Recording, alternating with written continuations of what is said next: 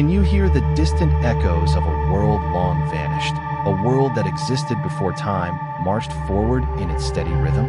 A time when the earth was still young, when the sky exhaled the breath of creation, and the very air shimmered with divine stillness.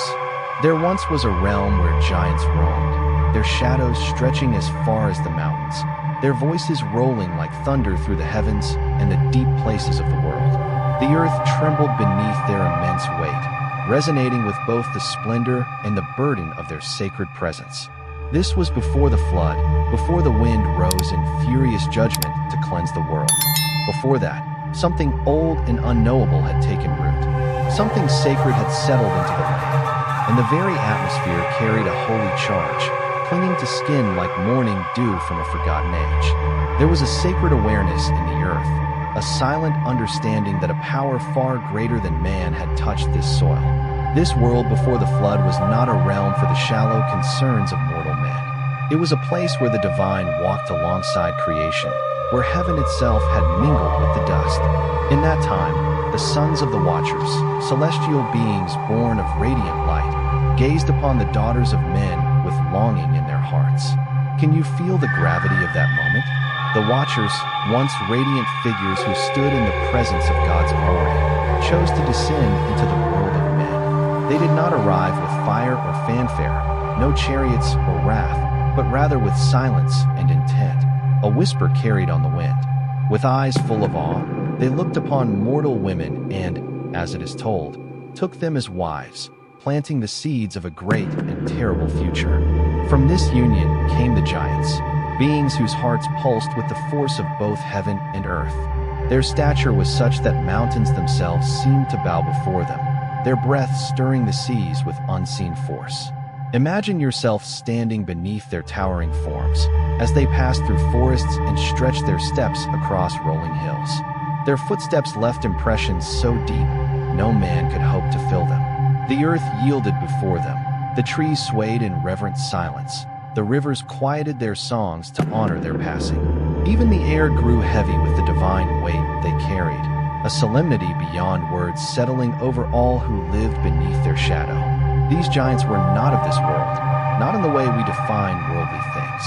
They were born of both heaven and earth, a fusion of the eternal and the fleeting. But their very existence brought consequences, burdens laced beneath their greatness. With each mighty step and breath, they edged closer to something vast and ominous. Their presence eroded the line between man and God, as the divine interwove with flesh, and the ground groaned under the strain of that collision. In the fields and forests, men gazed upward at them with reverence or dread. Some saw them as gods incarnate, while others saw them as omens, portents of something coming undone. What passed through the hearts of those who stood beneath such towering figures? Did they tremble with awe at the unknowable vastness, or feel a darker stirring, an awareness that even the divine could fall? For all their majesty, the giants were not immune to the laws that governed the world they walked upon. Unknowingly, with each step, they sowed the seeds of their own end. And in the hearts of men, a question took root, one that would echo for generations. What is the cost of mingling with the divine? Even the Watchers, those who had brought forth these mighty beings, began to feel the weight of their transgression. In creating life beyond their comprehension, they had not simply shaped the world, they had opened a door for darkness to seep into light. And so the earth began to shudder under this mounting weight. The first whispers of the flood stirred, not yet in water, but in the sorrow of the heavens. Now, as the moon rises above the land, casting down its silvery light, the question lingers in the stillness. We are left to ask ourselves, what divine purpose might have been hidden in this moment, waiting patiently to be uncovered by the attentive heart of the listener? What secrets remain in the shadow cast by the giants, and how do they speak to us now, in this still hour when the world holds its breath and our spirits are open like never before? As the days passed and the giants continued to roam the earth, the ground beneath them began to shift. It was as though the very fabric of creation trembled under their weight, uncertain whether to bow in reverence or shrink away in dread. The giants were creatures of breathtaking beauty and immense, terrifying power, beings that fused the celestial and the mortal into a single form. Their eyes glowed with an ancient light that pierced the veil of time and space, seeing into the mysteries of heaven and the hidden sorrows of the world. And yet, despite their divine origin, they were not immune to the temptations born from their creation, the consequence of the forbidden union between the Watchers and the daughters of men. At first, there was only wonder. A sense of awe filled the air whenever they appeared. People gathered from far and wide to catch a glimpse, to hear their voices, which thundered like distant storms rolling across vast plains. But the giants, in turn, looked upon the world with sorrow in their hearts. They understood their place in the greater design. They were neither fully divine nor truly human, forever suspended between two realms. Within the very essence of their existence lay the seed of conflict, and in their hearts, they carried a heaviness. They knew that despite their magnificence, they would never be free of the stain carried from their birth. The giants moved among the people, and wherever they passed, a hush followed. The sky dimmed in their presence. The trees leaned lower, as if acknowledging their nearness to the divine. But beneath the awe, there lingered a quiet dread. Those who dared walk too close could feel the magnetic pull of their power, and something more. A whisper of something ancient, something nearly forgotten. The giants themselves spoke rarely, but when they did, their words stirred like leaves in a violent wind. Their voices were laden with time, echoing truths too immense for mortal comprehension. And in the wake of their presence, the first signs of unraveling began. Mighty though they were, the giants could not escape the frailty that lay at the heart of their being. They had been born of divine purpose, yes, but that very order was fragile. The union that created them, a union between the Watchers and mortal women, was a breach of sacred law. It was an act that bore consequences none could have predicted, not even the giants themselves. For although they stood as paragons of power, they bore within them the imperfections of both heaven and earth. They were a paradox, divine gifts carrying within them a cost too great to bear. And in the days that followed, the truth of that cost became clear. The earth, once a willing companion to their footsteps, began to resist. The winds that once sang their praises now screamed with rage. The rivers that once flowed in reverence surged beyond their bounds, rising in fury. The giants, who had once been seen as a blessing upon the world, had become a curse in its eyes. And as the world began to tremble in the wake of their fall, a question took root in every heart. Were the giants to blame, or had they simply become instruments in a plan far beyond human or heavenly understanding? In the hearts of mankind, fear began to bloom. The kind of fear that arises when everything familiar starts to fall apart. The giants had once been icons of wonder, tangible echoes of the divine. But now they had become symbols of something far more troubling. They reminded all who beheld them that even the divine can fall, and that the line between God and man may be thinner than anyone dares believe. What began as divine curiosity, an exploration of the unknown, had turned into something far more perilous. For all their might, the giants were trapped in a world not built to contain them. And so the flood began, not with water, but as a whisper in the hearts of men, a quiet trembling beneath their feet, a stirring that would grow into a torrent, a force destined to cleanse the world of all the giants had wrought. Even in their strength, the giants could not escape what was fated. As the skies darkened and the winds shifted with solemn purpose, they sensed what was coming. Their end drew near, but they could not stop the rising tide of destiny. The course had been set. The flood, a vast and unstoppable wave, was already gathering. And yet, before the chaos, there came silence. In those final moments before the storm, the giants stood motionless, contemplating all that had been, and all that would never be again. So as the ground beneath them trembled, one question remained. What revelation waits beyond the veil of this moment? What truth is yet to rise? The flood began quietly. At first, it was only a soft whisper on the wind, too subtle to be noticed by the giants who still walked the earth in all their grandeur.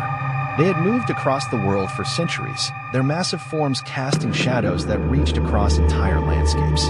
But now, as the clouds began to swell and the land quivered with ancient memory, they sensed the inevitable.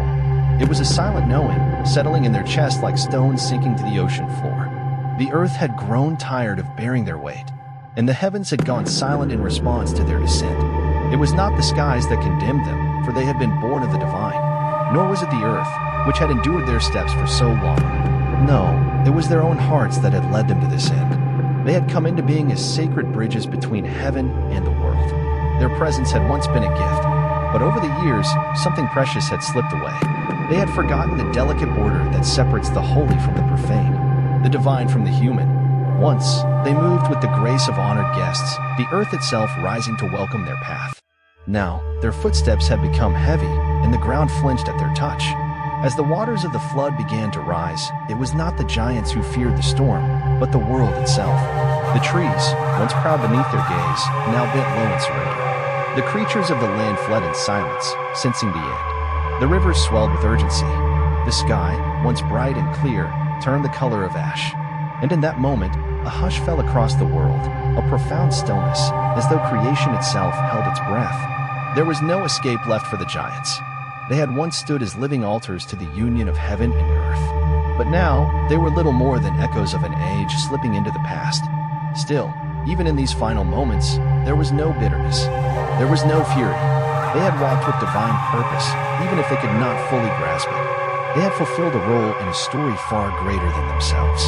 And as they stood upon the edge of ruin, there was no anger in their hearts. Only stillness. Only a quiet acceptance. The world would be washed clean, and out from the chaos of the flood, something new would rise. Something unexpected. Something not yet within the grasp of even the greatest and most powerful of beings. The flood had not come as a form of wrath or punishment. It had arrived as a renewal. Its waters rose slowly, quietly, sweeping across the land with sacred intent. And with it, the giants felt themselves being drawn toward the vast, boundless embrace of the sea. The mountains that had once shaken beneath their mighty steps were now swallowed by the tide. The ancient forests that had once been in reverence to their presence vanished beneath the waves. This was the final cleansing, a sacred erasure. And as the giants were pulled beneath the surface of the deep waters, they whispered a final prayer. Not a prayer for deliverance, for they knew too well that what was unfolding could not be stopped, but a prayer for those who would remain behind, for humanity, for those who had watched them with wonder and fear, who had witnessed their presence as both gift and curse. In their final breath, the giants saw something they had never seen before. They glimpsed a path that extended beyond the flood, and they understood then it would not be the giants who would rebuild the world. That task would fall to the children of man, whose hearts would be tested in the purifying waters of the great cleansing. And so the question remains. It echoes through the hush of the ages, soft and undiminished. What divine lessons are we meant to carry with us from this moment? How does the sacred truth still echo within the chambers of our own lives today? As the flood waters receded, and the earth began to rise from the wreckage and silence, the giants were no more. Their names faded from memory. Their vast footprints were erased by time and wind. Yet the legacy they left behind, the lessons woven into their sacred fall, still lingers. Those ancient whispers, born of heaven and earth, remain in the hidden corners of our hearts. For in their fall, the giants taught us something profound. Even the divine is not immune to the tender, aching fragility of the human soul. They had walked this world carrying the weight of heaven in their hearts.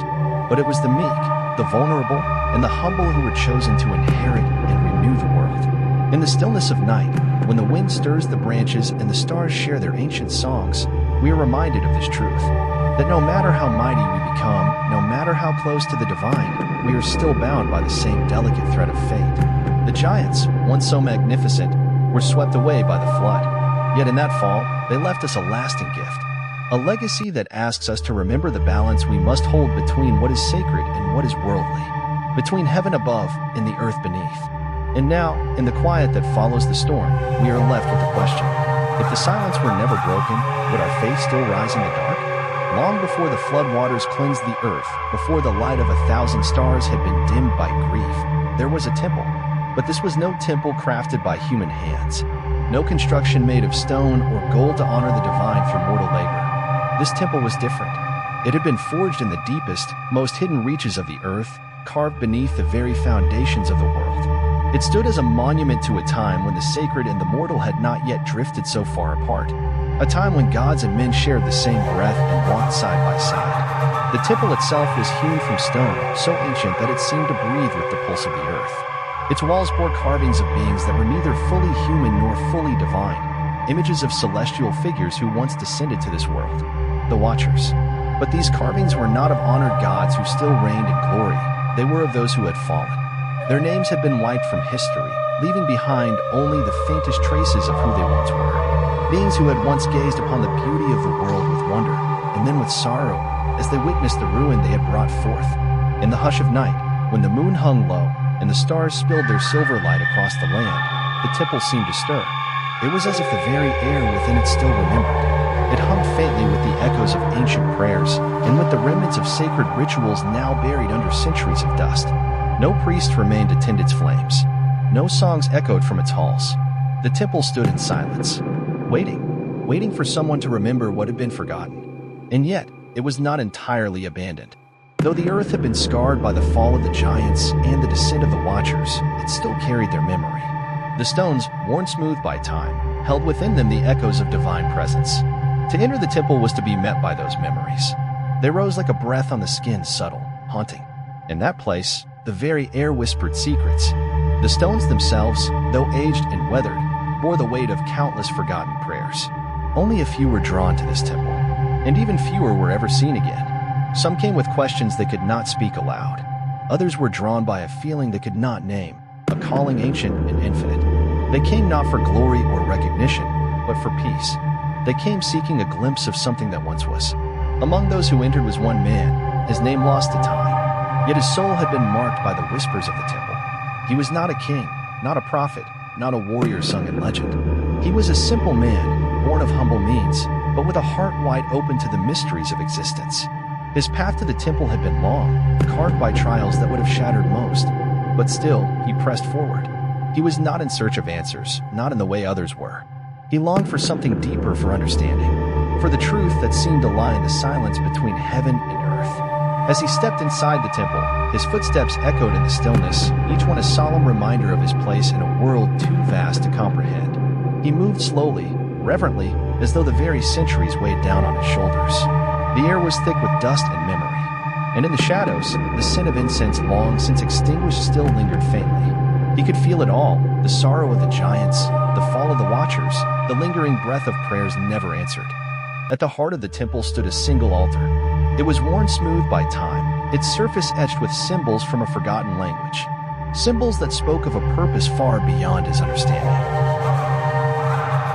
Though now empty, the man felt in his spirit that this altar had once held sacrifices of great consequence, acts that reached toward the divine. And in that moment, as he stood before it, clarity settled over him. He understood that the giant's downfall, the Watcher's descent, and even the flood itself were not disconnected tragedies. They were threads in a greater pattern, a design set in motion long before the first human had taken breath. And as that understanding crystallized, a single question stirred within him, a question that the temple had whispered into his soul. What is the cost of divine knowledge? The temple seemed to breathe with him, as if waiting for his answer. The question hovered in the air, as weightless and heavy as smoke. But the man knew then, it was not in the temple stones that the answer lay, nor in the voices of ancient beings whose names had faded into dust. The answer, as always, was within him, hidden in the quiet chambers of the heart. And so, in that sacred silence, the question remained. The question lingered, quiet and unresolved. What is the cost of divine knowledge? Crescent moon above, the man stood still in the heart of that ancient temple, his thoughts drifting deep into the mystery that had haunted him for so long. The silence in the air was thick, almost solid, pressing against his chest as if urging him to listen with something more than his ears. Every crack etched into the stone, every weathered symbol carved into the walls seemed to murmur, asking him to understand. The question that had once been whispered into his soul now echoed in the stillness around him. What is the cost of divine knowledge? He felt it rise within him like a weight more immense than the stone that surrounded him, more ancient than the very walls themselves. He began to wonder, what price had truly been paid for the sacred knowledge once granted to the Watchers, to the giants, to all who had ever walked the earth bearing divine purpose? The temple did not speak in words, but its silence answered him all the same. It was as if the very air within held its breath, waiting for something to be realized. In this sacred place, on this hallowed ground where once the line between heaven and earth had blurred, no answer would come easily. Yet the man understood in his heart that divine knowledge had always been a double-edged gift, a sacred force that could raise souls to the heights of glory, but also pull them into shadow. To gaze upon the mysteries of the heavens was to behold wonder beyond imagination, yet also to witness the brokenness that lingers beneath creation, the destruction that blooms when the divine crashes into the mortal. He reached out, letting his fingers drift across the cold stone altar before him, tracing symbols that pulsed faintly with energy both unfamiliar and hauntingly familiar. His thoughts surged with images of the giants, the Watchers, the judgment that followed in their wake. Had their downfall been the result of their pursuit of divine knowledge? Was the price of that knowing too great for mortal hearts to carry? What truth had they uncovered that led them to such ruin? These questions stormed through his mind, relentless. And yet, he did not move. He stood there, silent, bearing the weight of answers that hovered just out of reach. Then, the temple stirred again. The air thickened, and the faint scent of incense, long extinguished, returned to his senses like a memory. A whisper, barely audible, swept through the chamber. It was as if the stones themselves had chosen to speak. They told stories, not in language, but in presence, of a time when the temple thrummed with divine life. He could almost hear the gentle cadence of ancient prayers, the voices of those who had stood in this same place long before him, seeking the same truths. And in that moment, the man understood. He saw now that the temple was never merely a structure built for worship or a shrine to forgotten gods. It was a bridge, a sacred crossing between humanity and the divine, a space where the two worlds might meet, however briefly. And in that meeting, there had always been both grace and sorrow. For the knowledge passed down to the Watchers, to the giants, was never a gift without consequence. It was a sacred burden, heavy beyond imagining. No one could carry it and remain unchanged. His heart swelled with awe and with sorrow as the truth revealed itself in full. Divine knowledge was never meant to be sought lightly. It was not treasure to be gathered, not a prize to be seized. It was a force that shaped reality itself, bending heaven and earth to its rhythm. And still, even as he grasped the weight of it, he could not bring himself to regret the pursuit. For within that terrible gift, he sensed something deeper. A truth that reached beyond the Watchers and the giants. A truth hidden beneath the ruins they left behind. A truth waiting still, waiting for those bold enough to seek it out with reverence. As the temple seemed to inhale around him, the man felt the centuries pressing into his skin. It was as though the very stones had become alive with the memories of all those who had come before him. Seekers, pilgrims, souls who had desired the same thing and paid the same price. And now, within the stillness that wrapped itself around him, the man understood. He, too, would pay that price. For to pursue divine knowledge was to enter into covenant, a sacred pact that demanded much and promised no certainty. It would mark him as it had marked the Watchers, change him as it had changed the giants, transform him as it had transformed every soul who had ever dared walk this path. So, as the man remained rooted in the quiet of the temple, with the weight of history bearing down upon him, the question remained. What is the cost of divine knowledge? He had not found an answer, not a clean one, but he knew now that the search itself was not over. That in the sacred hush of this place, the answer was still forming, still becoming. The journey ahead was not one of clarity, but one of faith. Faith that what was hidden in the past could still offer light to guide the path ahead. As he turned to leave the temple, the air shifted once more. The whispers faded, swallowed back into the dark, but they left behind a trace, a delicate thread of the knowledge he had sought. And as he stepped once more into the world beyond the sacred walls, the question did not leave him. It followed him into the sunlight, into the wind, into the days to come. What is the cost of divine knowledge? As the man stepped away from the altar, sacred and worn, the weight of what he had come to understand pressed hard against his heart. Though the temple was once again silent, it seemed to hum with a subtle, lingering energy. He had left it behind, but something of it still clung to him. It was as though the stones themselves were holding their breath, waiting for what he might become. In that silence, something settled within him. A beginning, a slow descent of meaning, heavier than answers, more real than words. And yet, the questions had not left. They remained close to him, like a shadow, a reminder that even when the path begins to take shape, it is never without its cost. For what he had sought was not a trophy to raise high. It was a responsibility, a sacred weight, a burden that could only be carried with strength and with humility. As he walked away from the temple, the ground beneath his feet felt changed. It pulsed, subtly, as if it too had been marked by the presence that still lingered inside that hallowed space. The trees around him, ancient and towering, swayed in rhythm with a wind that now seemed to carry secrets. Their leaves whispered truths only understood by those who had walked where he had. But even surrounded by this beauty, he could not ignore the gravity of what now lived in his soul. He understood now, clearer than ever, what the flood had truly been. Not merely water sweeping across the land, but a divine judgment, a cleansing that reached beyond soil and stone into the soul of the world. A reckoning not born of cruelty, but of necessity. And in that clarity, he saw the giants, the watchers, and even the temple not as relics of an old myth, but as symbols. Symbols of a deeper truth. A truth about the frailty of the human spirit when pressed against divine weight. The giants, for all their might, had not withstood the truth they uncovered. In seeking to hold what was holy, they had crumbled beneath its weight. The watchers, in their longing to pierce the mysteries of heaven, had lost their place within it. And the flood, merciless, sacred, had washed away the ashes of their failure. But from that destruction, something new had begun, a fragile hope, a chance for those who remained to learn from what had been lost. And now, beneath the open sky, the man walked forward, changed, marked. Beneath the vast open sky, he felt a deep sense of awe mingled with sorrow.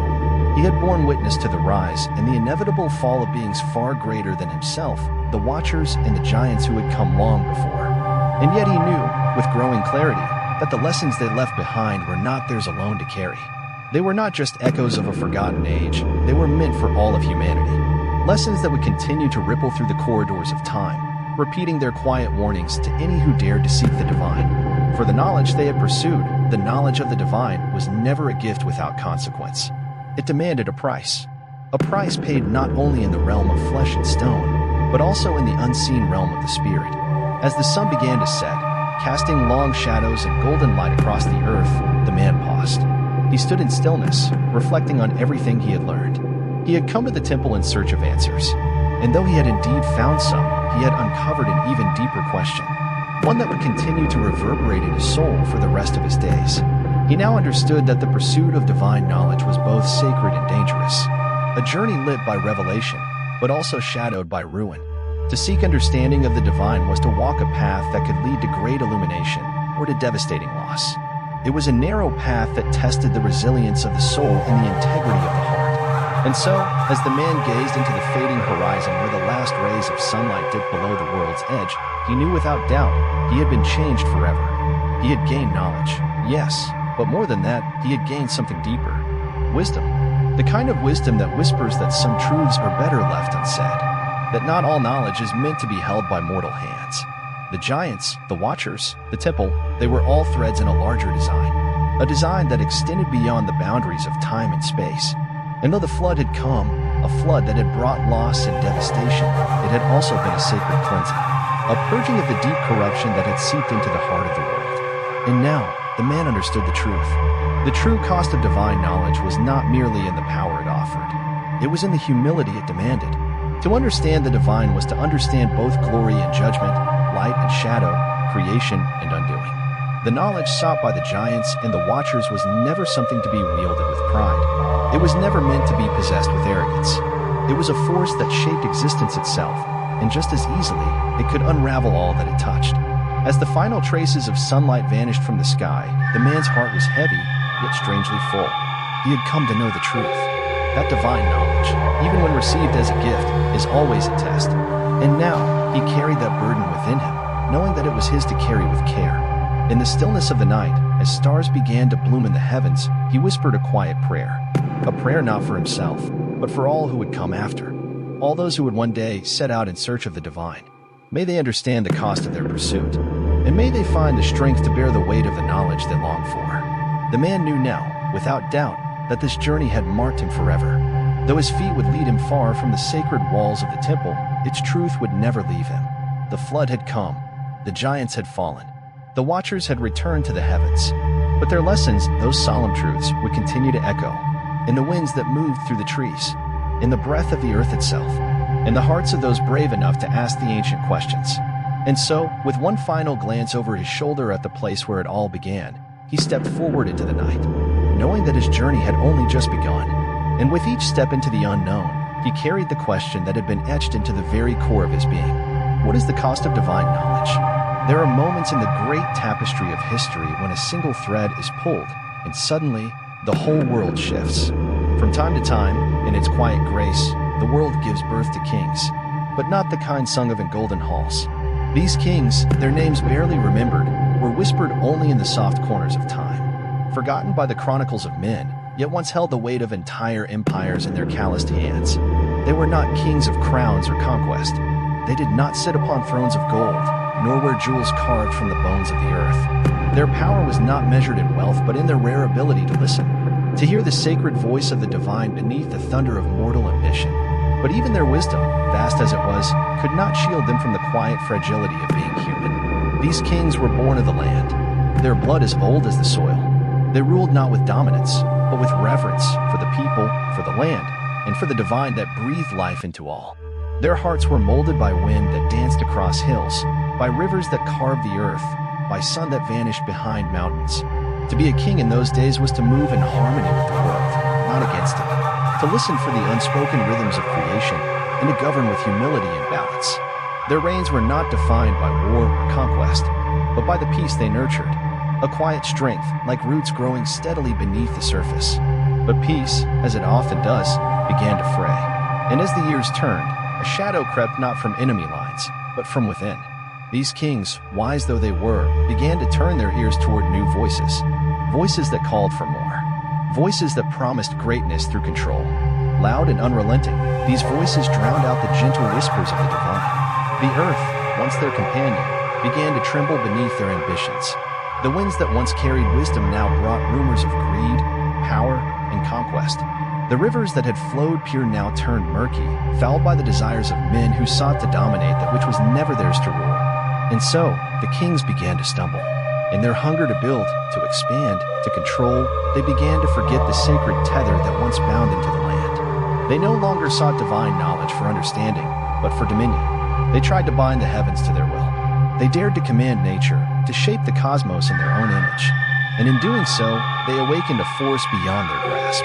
It was not a power that showed itself in lightning or wrath. It was quieter than that. A weight, a presence, a burden that settled first in their hearts and then in their bones. It did not shout. It waited. And in the silence of night, when the stars watched with cold clarity, it whispered. The kings, so intent on conquest, forgot the most essential truth of all. That divine knowledge is not something one can possess. It must be revered. For when taken with grasping hands, it slips away like water through a broken vessel. And so, as the kings stood surrounded by all they had built, the thrones, the halls, the symbols of their rule, they began to feel the earth shift beneath them. The very land that once upheld them now sighed with weariness. The burden had become too much to bear. The divine force they had once longed to master had now turned against them. It pulled at the seams of their empire, unraveling the very foundation upon which it had been built. The kings, who had once ruled with grace and reverence, now stood helpless in the face of a struggle they could not win. But this was not a war of armies. It was a war of the soul. The sacred knowledge they had once pursued with such fervor had become a burden too immense to carry. And as their kingdom began to fracture, a question remained, unrelenting and sharp. What happens when the divine is sought for the wrong reasons? Had it been the king's desire to control that had corrupted them? Or was it the very nature of power itself that had undone them from within? Once, they had been wise men, chosen by the gods to rule with compassion and humility. But now, they had become men who sought to command the heavens, to bend divinity to their own will. And in their arrogance, they had set in motion a cascade of events that would lead not only to the fall of their kingdom, but the erasure of their legacy. In the final quiet moments before the storm broke, as the skies darkened and the wind began to howl through the hills, the kings stood alone with their thoughts. The empire they had so meticulously crafted, stone by stone, dream by dream, now trembled at the edge of ruin. The earth, once their ally, had turned its face away. The divine, whose voice had once guided their hearts, had fallen silent. And in that silence, the kings were forced to confront the truth. They had tried to claim the divine as their possession, but the divine had never been theirs to hold. It was a force beyond ownership, one that had the power to create and to destroy in equal measure. As the storm thundered overhead, the kings realized the time had come to release their grip. The empire they had built, the legacy they had so desperately clung to, would soon be swept away. Just as the flood had once swept away the giants and the watchers, the storm would carry their glory into oblivion. Yet, even in their collapse, the kings saw a flicker of redemption. They knew the divine, though hidden, still held the power to heal. The earth, though wounded, would one day grow green again. And perhaps, in time, the lessons of their downfall would become a gift to those who followed. Lessons of humility, lessons of reverence. Perhaps the kings, though broken, would leave behind something far greater than power, a wisdom that could guide future seekers of the sacred. And so, as the final light of their kingdom flickered in the distant storm, the kings stood in its center. And they knew that the question that had haunted them from the beginning had finally revealed its answer. What happens when the divine is sought with pride instead of purity? They had learned it, though far too late. They had sought the divine to gain power, and in doing so, they had lost everything. As the storm battered what remained of their once glorious kingdom, the kings stood at the frayed edge of their empire. Each man felt the crushing weight of his own failure, a failure not born in a moment, but in decades of slow forgetting. The ground beneath them shook, not with rage, but with grief. The sorrow rose from the land itself, a sorrow born of love once betrayed. The wind screamed through empty halls, not only as a herald of destruction, but as a final, haunting warning. In their quest to dominate, the kings had neglected the most essential truth of all, that the divine is not meant to be mastered. It is not a force to be shaped or owned. It is to be honored. And now, as the pillars of their reign began to collapse, that truth settled into their chests with terrible finality. The palace, once a symbol of sacred authority, now stood hollow and brittle. Its walls groaned under the weight of broken oaths. Tapestries that once told stories of divine favor and heroic conquest now hung in tatters. Their colors had faded beneath the erosion of time and pride. The thrones, once seats of destiny, had become empty relics. The kings could no longer bear to sit upon them, not because they had been unseated by enemies, but because the burden of their own choices had become too much to carry. They had been given the gift of rulership not to exalt themselves, but to serve both the people and the land. And yet, they had forsaken that sacred duty. Their failure was not one of swords or conquest, though they had known many wars. It was a failure of the soul, the inability to see that real power does not come from dominance, but from harmony. They had tried to tether the divine to their thrones, to wield it as a tool for ambition. They believed that with enough knowledge, enough will, they could reroute the current of the world. But they had been wrong. For the divine cannot be damned. It moves like a river through the heart of existence, carving its own course. And when they tried to hold it, to force it into a vessel of their making, they had only hastened their own undoing. And now, in these final hours, amid the broken stones and fading banners, the kings began to understand. The price they had paid for trying to possess the sacred was everything. They had turned divine knowledge into a weapon, and in doing so, had lost the very connection that gave them meaning. They forgot that the divine is not a thing to be owned, but a relationship, one that requires devotion, one that demands reverence and surrender. The more they grasped for it, the more it slipped through their fingers. Now, all that remained were fragments, ruins, dust on the wind. The land they had once ruled with such assurance had risen to reject them. The very earth had cast off their authority, and as the storm at last began to quiet, they stood in its wake and saw what remained. Nothing they had built had endured. The divine forces they had tried to command were gone, vanished like the last light of day. They stood now at the edge of a new age, an age where their names would be forgotten, their empires erased not by sword, but by silence. And then the wind whispered, one final truth: the divine cannot be owned. It is the living essence of all things, untamed, infinite, free. And the kings, though shattered, finally understood. They had reached the end of their rule. Their journey had concluded, not in glory, but in quiet revelation. They had learned, though far too late, that true power is not control, True power is wisdom, wisdom that serves, not rules. And as the clouds cleared, and the first golden light of morning stretched across the broken land, the kings gazed out, not as rulers anymore, but as men who had finally learned the price of their ambition. And in that ruin, there was the faintest breath of renewal. For in their fall, there now stood the fragile hope of rebirth. Though the earth was scarred, it would one day heal. Though the kingdom was lost, it would give way to a new age. The legacy of the kings would be carried forward not in the might of their rule, but in the quiet lessons they had left behind. As the sun climbed higher in the sky, the kings took their final steps away from the shattered remnants of their empire. They understood now, without protest, that their time had come and gone. Soon, the world would forget their names, but the wisdom forged in the fires of their downfall would endure. They had learned that the divine is not a force to be subdued. It is not a power to be wielded. It is a presence to be embraced. And in that embrace lies both ruin and renewal, both death and rebirth. The kings had come to see that real power does not lie in dominion. It lies in the ability to listen, to hear the divine not in thunder or spectacle, but in the stillness of the world, to recognize the sacred rhythm flowing beneath all things. And so, as they faded into the soft light of morning, the question that had long haunted their reign still lingered in the air. What happens when the divine is pursued for the wrong reasons? They had pursued it for power, and they had paid the price. But in their collapse, they had uncovered the answer. True power is found not in control, but in understanding. And perhaps, in the end, that was the most profound truth of all. The winds that had once screamed through their kingdom now moved with a hush. The dust settled gently over the ruins of a city that once reached for the heavens. Their empire had become a memory, slipping quietly into the shadow of time. The kings, their reigns now reduced to whispers carried on the breeze, had come to learn too late. True power is not domination. It is service to something greater. The lessons they failed to learn in life would be carried into their final days. Now they understood, the divine could not be commanded. It could not be bent to mortal will. It was wild, like the wind that once roared through their courts, shaping the land with both beauty and violence.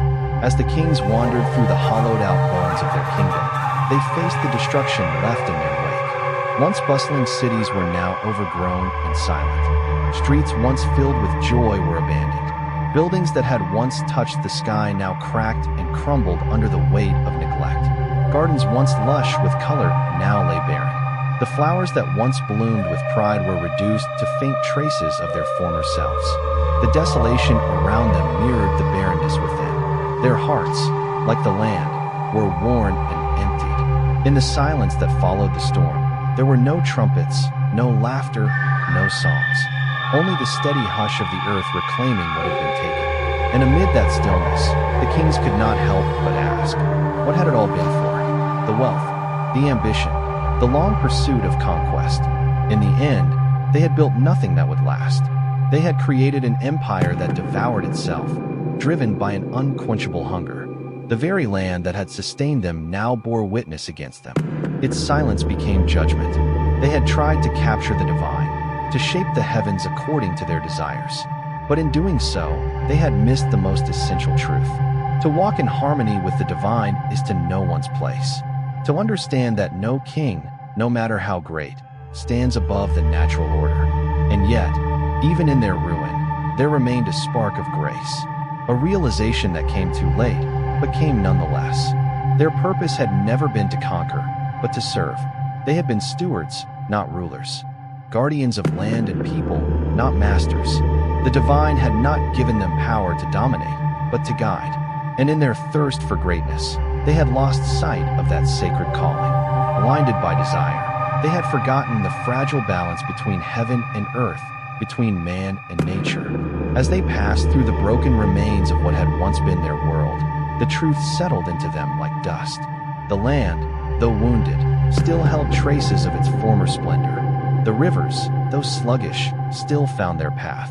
The trees, though splintered and bent, still stood tall enough to touch the wind. The earth, for all it had endured, was not beyond redemption.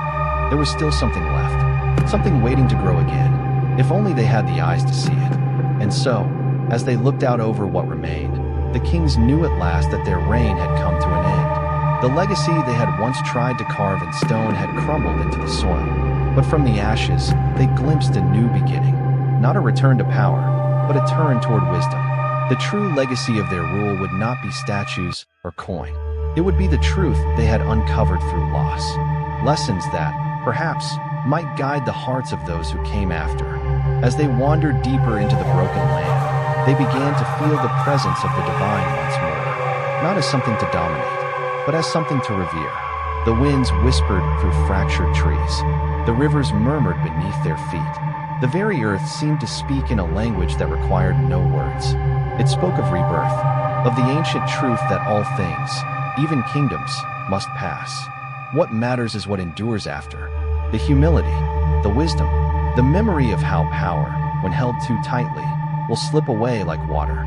And so, in the twilight of their lives, the kings walked not as conquerors, but as men searching for redemption. They had once sought the divine with the wrong heart, and in doing so, they had lost everything. But through their collapse, they had discovered a sacred truth, that the divine is not to be commanded, but to be received, with open hands, with reverence, and with humility. And in that understanding, they found peace. The storm had passed. The land had begun to breathe again. As the kings vanished into the distance, their names faded from history. Their stories were lost to time, but the wind still carried their lessons. The trees still whispered their truth. The divine had never belonged to them, but it had always called them to serve. And in the end, that was enough. The legacy of the forgotten kings was not forged in glory or fear. It was born in wisdom, a wisdom that would one day stir again in the hearts of those who, in the fullness of time, would remember the price of ambition and the power of humility. The whispers of kings and empires still echoed faintly across the land. There was a forest, no ordinary forest, but an ancient one, a vast expanse of towering trees so old, they seemed to breathe with the heartbeat of the earth itself. These trees were not mere wood and leaf. They were living witnesses, their roots sunk deep into the soil of time, their gnarled trunks twisted with centuries of silent memory. They stood like watchful sentinels, guarding the world's oldest truths. Within their canopy, the winds carried the stories of the beginning and the end, of life and death, of creation and collapse. The forest had watched civilizations rise and crumble, seen kings born and buried, and listened to the endless rhythm of history. It had endured all, outlasting generations, holding within its shadows secrets no human mind had ever touched. It was a place of reverence, a sanctuary few dared to enter. Its depths were wild, its presence overwhelming. Those who lived near it spoke of the forest as if it were a being unto itself, a sacred power that could breathe life into the world, or take it away in a single, unseen moment. At the forest's center stood a tree unlike any other. It was not the tallest, nor the most ancient, but it was the most revered. This tree, known as the heartwood, was said to contain the earth's deepest wisdom within its roots. Its bark shimmered with a soft, ethereal glow. Its leaves never fell, regardless of season, and it was said that those who approached it with pure hearts and reverence might glimpse the divine. But such a vision came at great cost. To gaze upon the heartwood was to look into eternity, and nothing could remain the same after. The tree was protected by ancient beings, the sentinels, creatures of spirit and soil, whose forms shifted between animal and something otherworldly. They were guardians, born from the essence of the earth itself. They watched, judged, and permitted entry only to those whose hearts held true humility. Many had come seeking the heartwood's power. None had been worthy.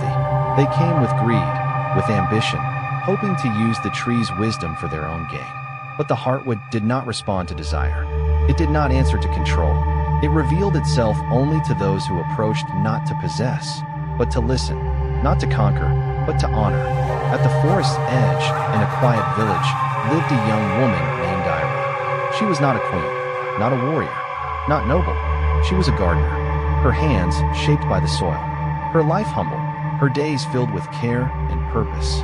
She had heard the legends of the heartwood passed down through generations, but never truly believed them.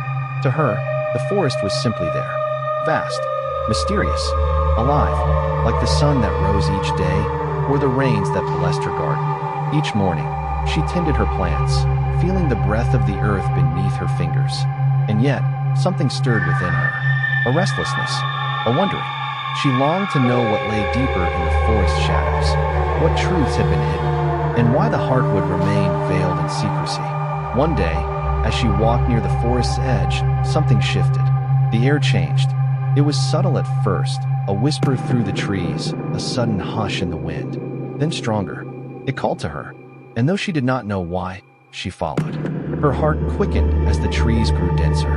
Ancient energy filled the air, something older than memory, something sacred. She knew without question. She was being drawn to the heartwood. As she neared the forest's heart, Ira saw them. The sentinels. They stood like shadows made flesh, their forms fluid and shifting. Some resembled creatures she knew, others seemed born from dreams. They watched her with eyes that pierced not just her flesh, but her spirit. They did not speak. They did not block her path. They simply waited. With her heart pounding, Ira stepped past them, unable to resist the pull of the glowing tree. When she reached the heartwood, silence fell.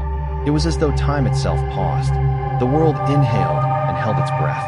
Before her, the tree shimmered in the filtered light, its bark glowing softly, its leaves trembling with unseen life.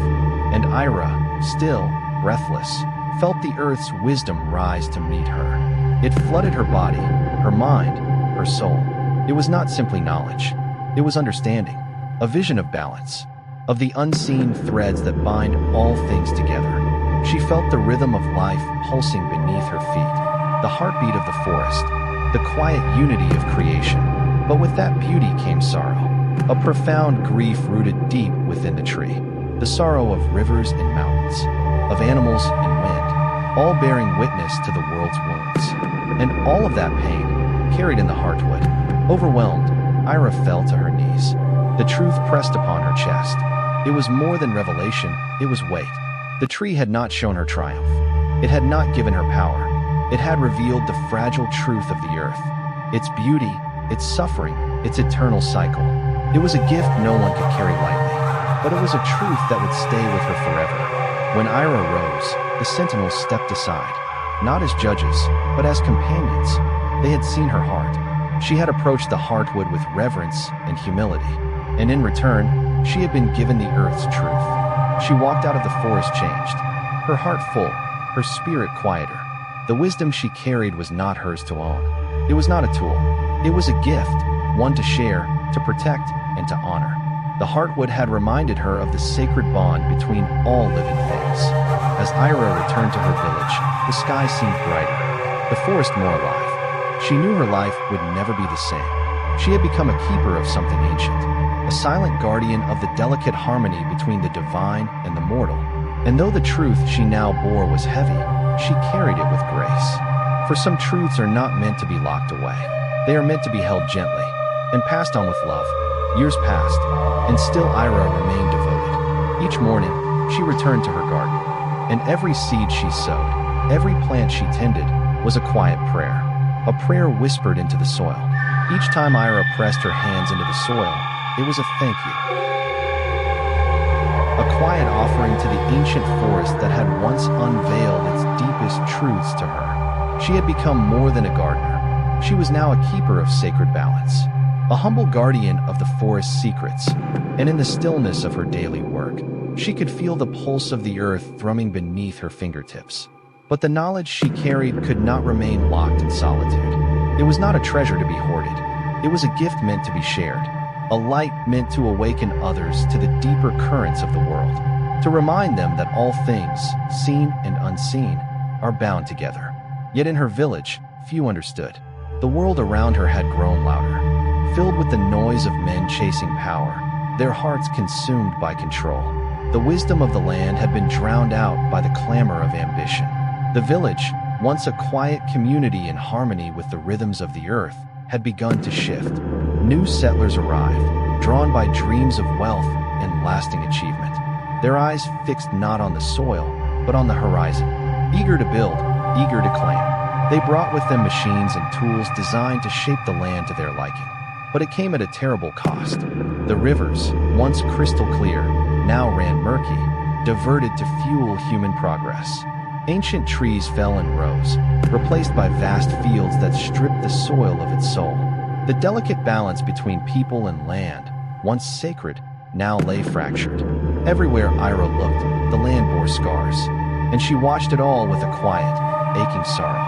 Those she had once known, those who once revered the earth as she did, now seemed caught in the current of change.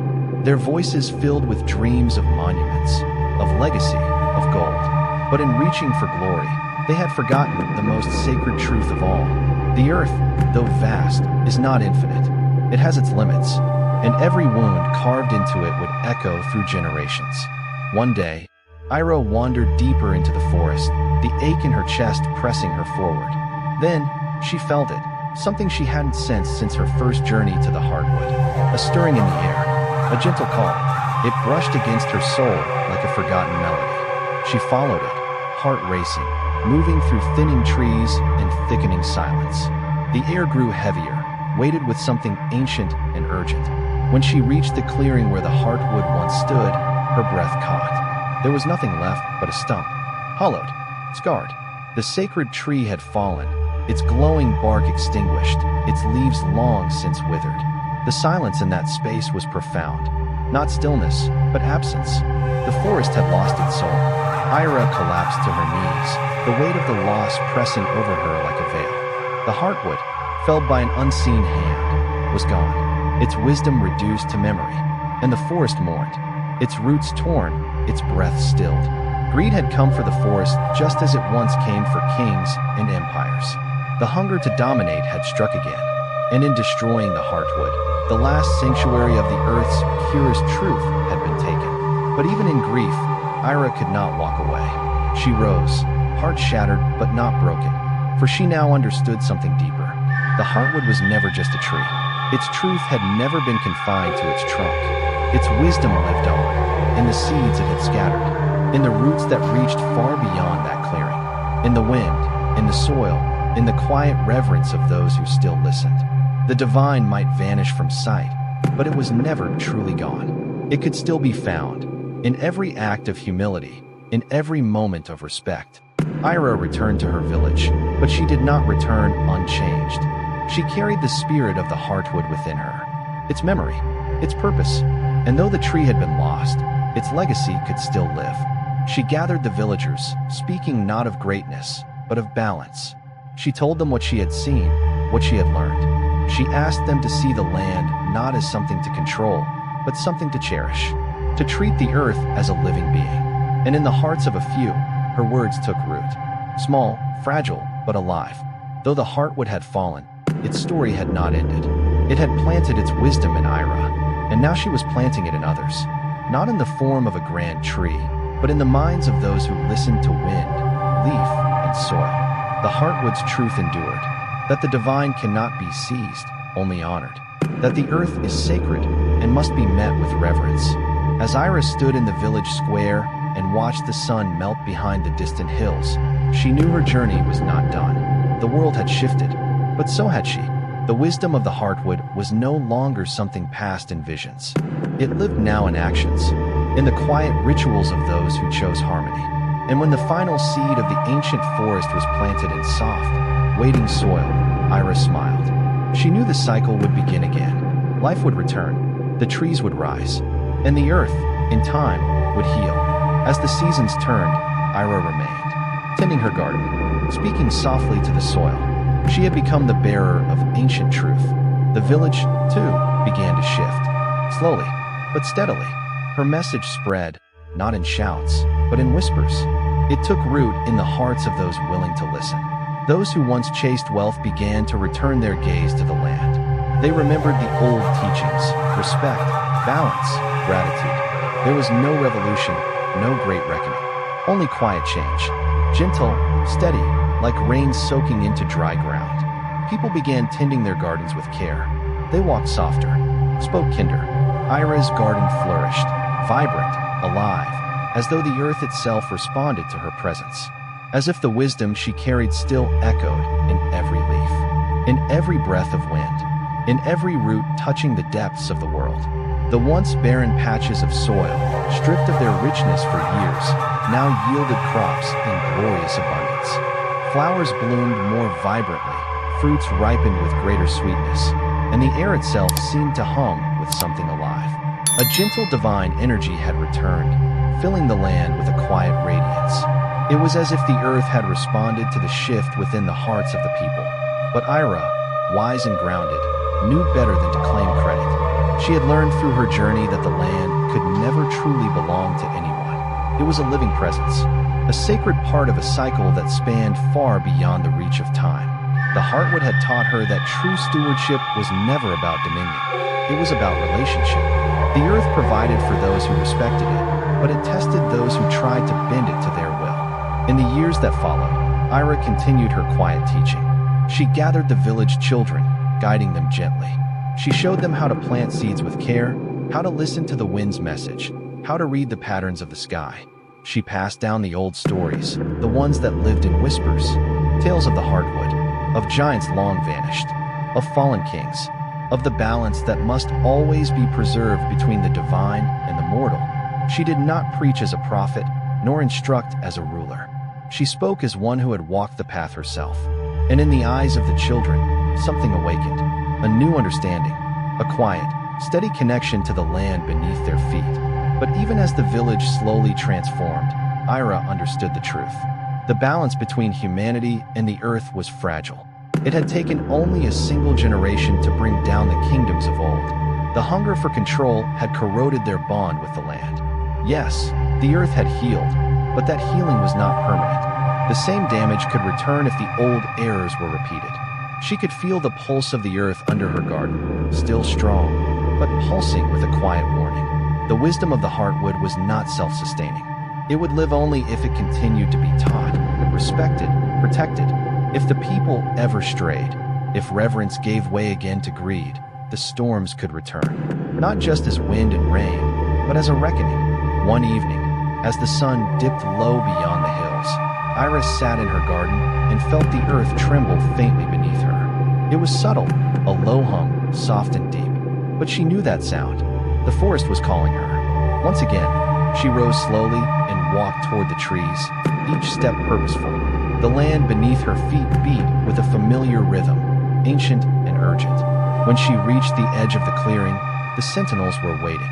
They stood in their shifting forms, silent as ever. But she knew they had summoned her. The earth had a message. She stepped into the clearing where once the Heartwood had stood. Now, at the center of that sacred place, was a sapling, delicate, new. Its leaves shimmered faintly with a soft, inner glow, reminiscent of the original Heartwood. It was not the same tree, but it was born of the same spirit. Ira knelt beside it, her breath caught in wonder.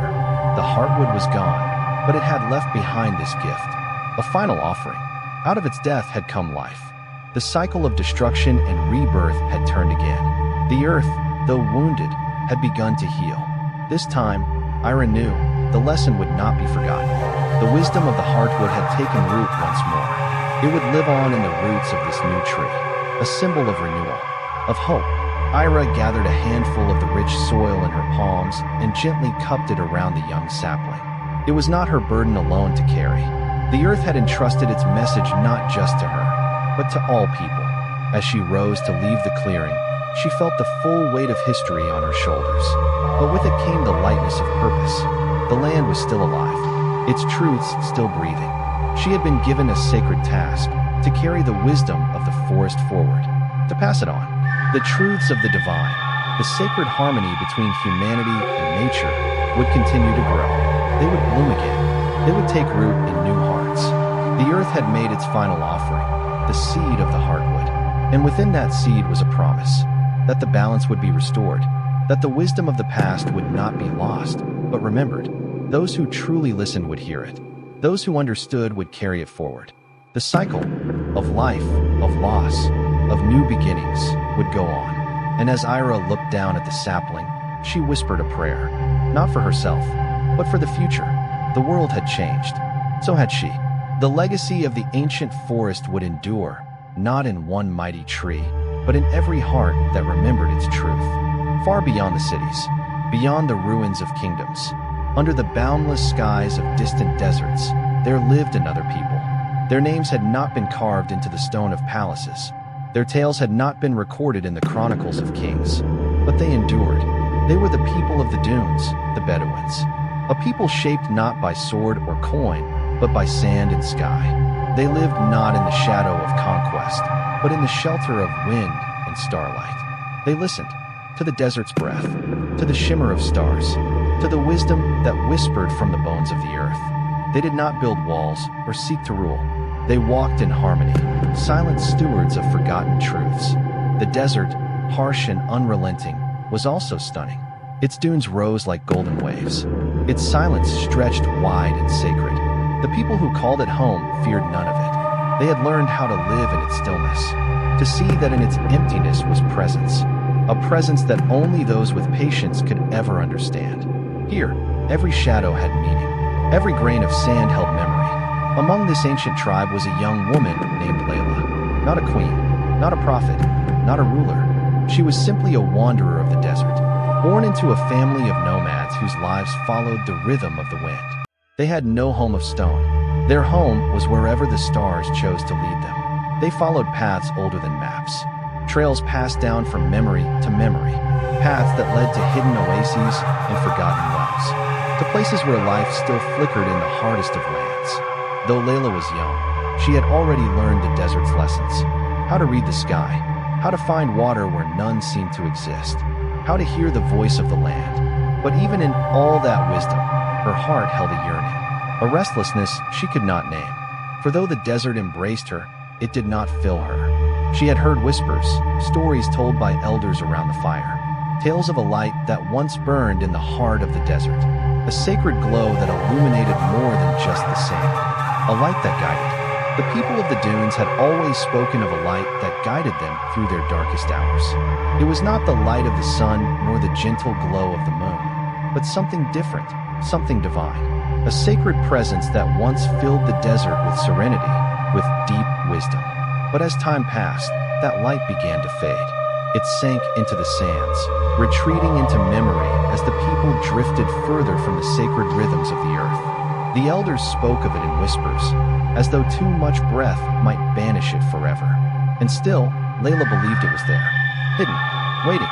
One evening, as the last rays of sunlight painted the dunes in hues of gold, Layla stood at the crest of a tall dune. The horizon stretched before her, vast and endless.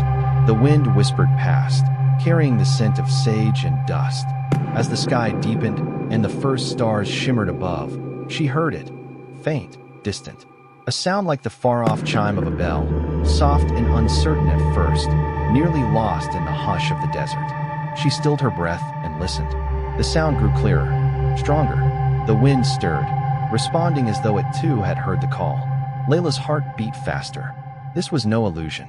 It was the voice of something ancient, the forgotten light of the desert calling her home. Without hesitation, she began to walk. Each step felt guided, as though the earth itself cleared a path before her. The stars above gleamed brighter, their light carving silver patterns on the sand. Everything else fell away.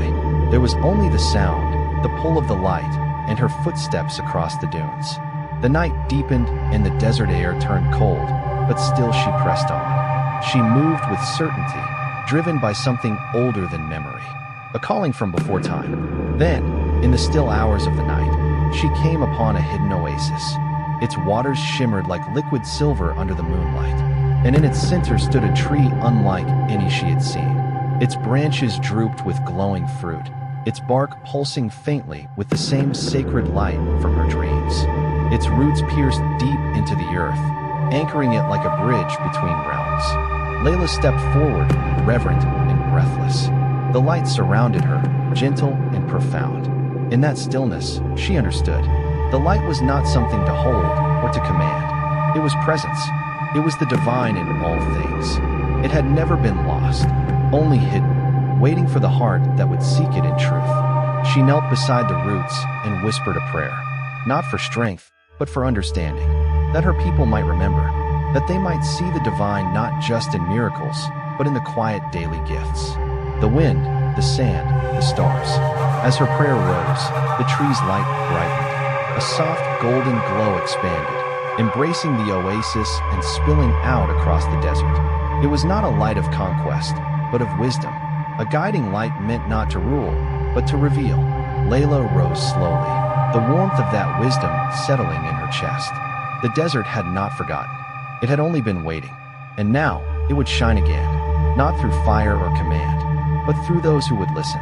As she returned to her village, everything felt changed. The stars shimmered more vividly. The wind carried a richer rhythm. And beneath her feet, the earth vibrated with a deep, silent joy. The desert had revealed not only its light, but its nature. And in that revelation, Layla had been transformed. The people welcomed her with the same warmth as always. But something subtle passed between them, like a shared memory awakening. They had lived in harmony with the land, yes. But now, a deeper truth stirred. They were beginning to feel what she had felt, a recognition of the sacred that pulsed through all things. The stones, the winds, the stars. She went to the elders, those who had preserved the old stories, and she told them everything. The tree, the light, the calling.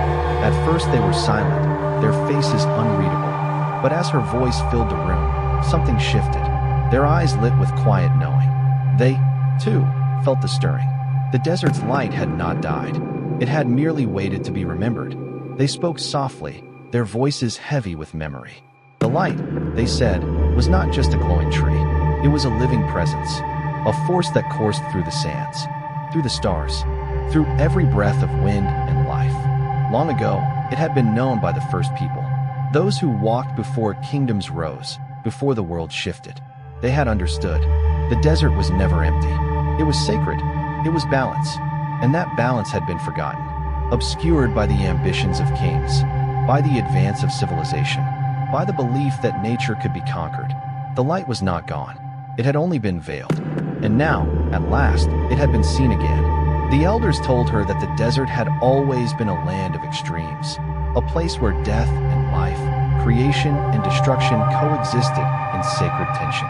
Yet in humanity's efforts to control the desert, to bend it to their will, they had lost sight of the balance that once held everything together. The light, they explained, had never truly died. It had merely been forgotten, buried beneath the noise of ambition and time. And now, Layla had unearthed it, as though the desert itself had chosen her to carry its message back into the world. With the wisdom she had received from the elders, Ayla became more than a seeker. She became the guardian of the desert's ancient light, its living voice among the people. She moved through the village with quiet purpose, sharing what she had learned, that the desert, like all living things, pulses with divine energy, and that energy demands reverence, not domination.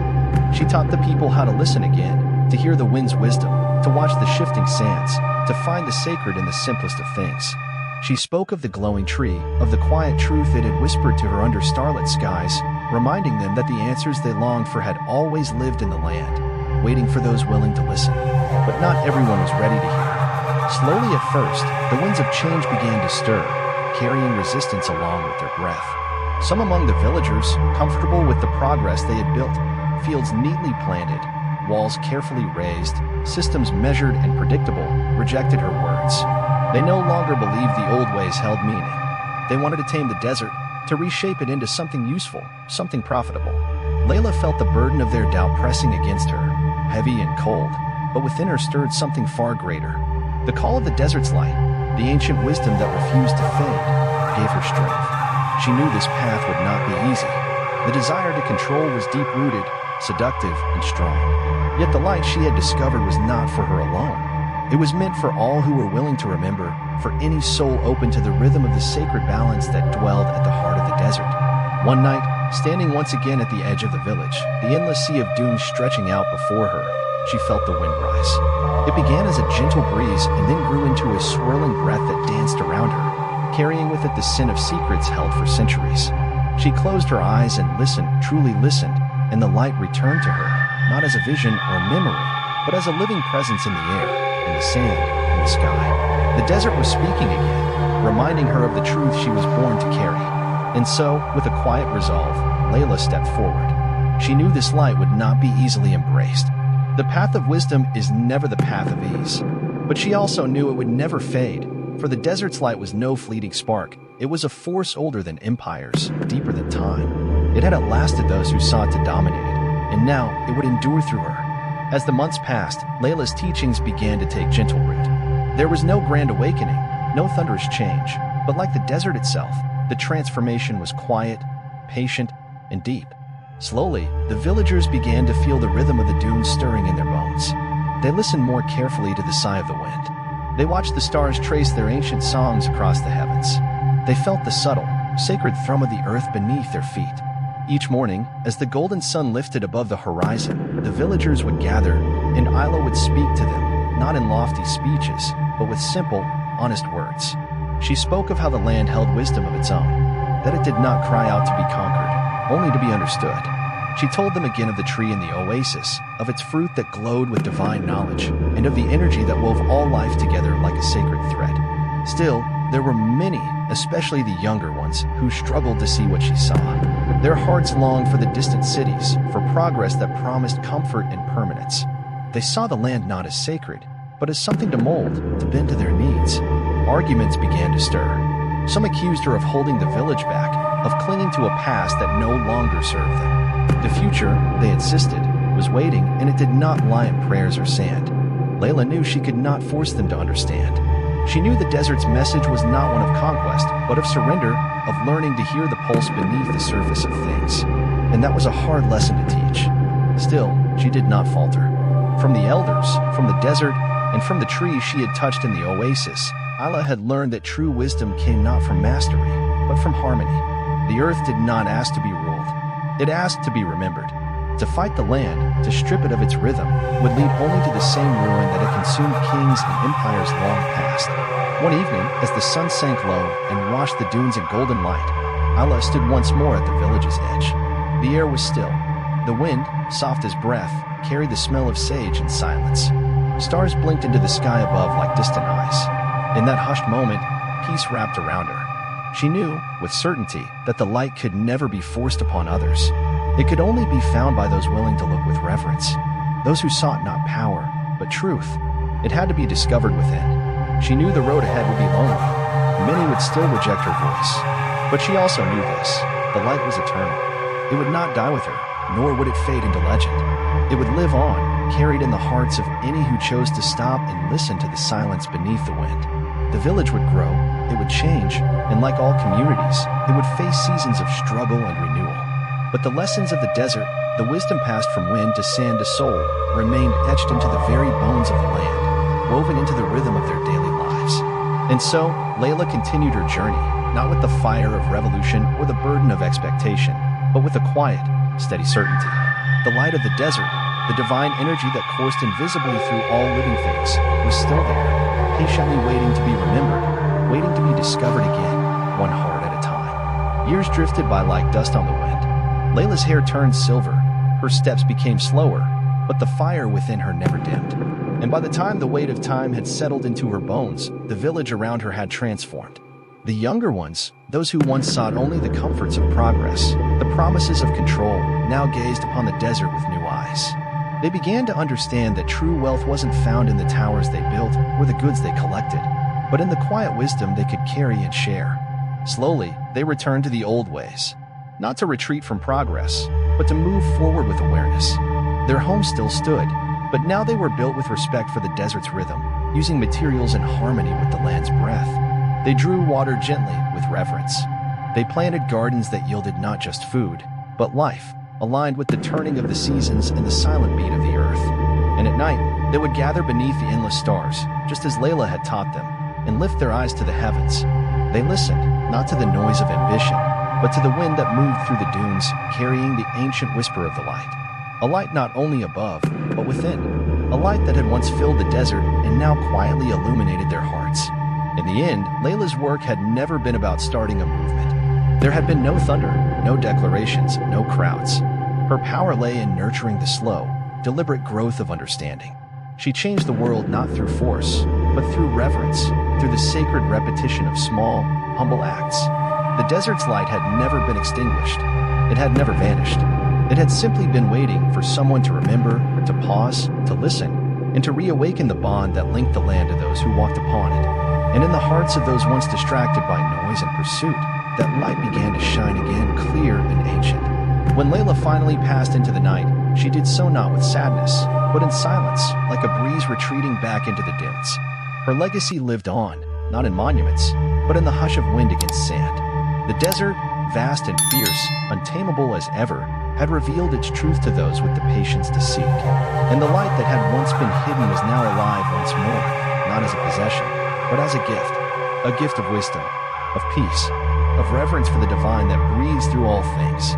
High above, where the air grows thin and the winds scream like ancient ghosts, there stood a mountain older than any name, older than any tale. This mountain, unlike the others that surrounded it, was not admired for lush valleys or dramatic peaks. Its strength did not come from grandeur, but from silence. The people who lived near it revered the mountain, not because of its beauty, but because of the stillness that hovered around it, an invisible presence that spoke of deep-rooted truths and things older than language. In the silence, there was something sacred, something hidden. The mountain had stood for millennia, long before the first villages were carved into the hills, long before even the memory of kings. Through storms and snow, through war and peace, the mountain had endured, watching in stillness. And the villagers, in quiet reverence, never tried to climb it. They knew, instinctively, that this place was different. They saw it as a guardian, a keeper of the earth's oldest secrets. They believed the mountain only spoke to those who truly listened. Those who returned from its slopes often had little to say, not because they had found nothing, but because some truths were never meant to be spoken aloud. One such person drawn to the mountain was a young man named Aaron. He had grown up in the shadow of its silence, raised by parents who taught him the ways of the earth, the balance of things, the patience of nature, the quiet strength found in stillness. Yet even with all that grounding, something inside Aaron always felt unsettled, incomplete. He worked the fields, followed the rhythms of village life, sat with the elders, but a deeper pull and ache kept whispering in his bones. From childhood, he'd heard the stories, how the mountain had watched the world form, and how it would one day witness its end. The elders warned him not to seek it too directly. The mountain doesn't wish to be known, they said. It speaks only when it chooses.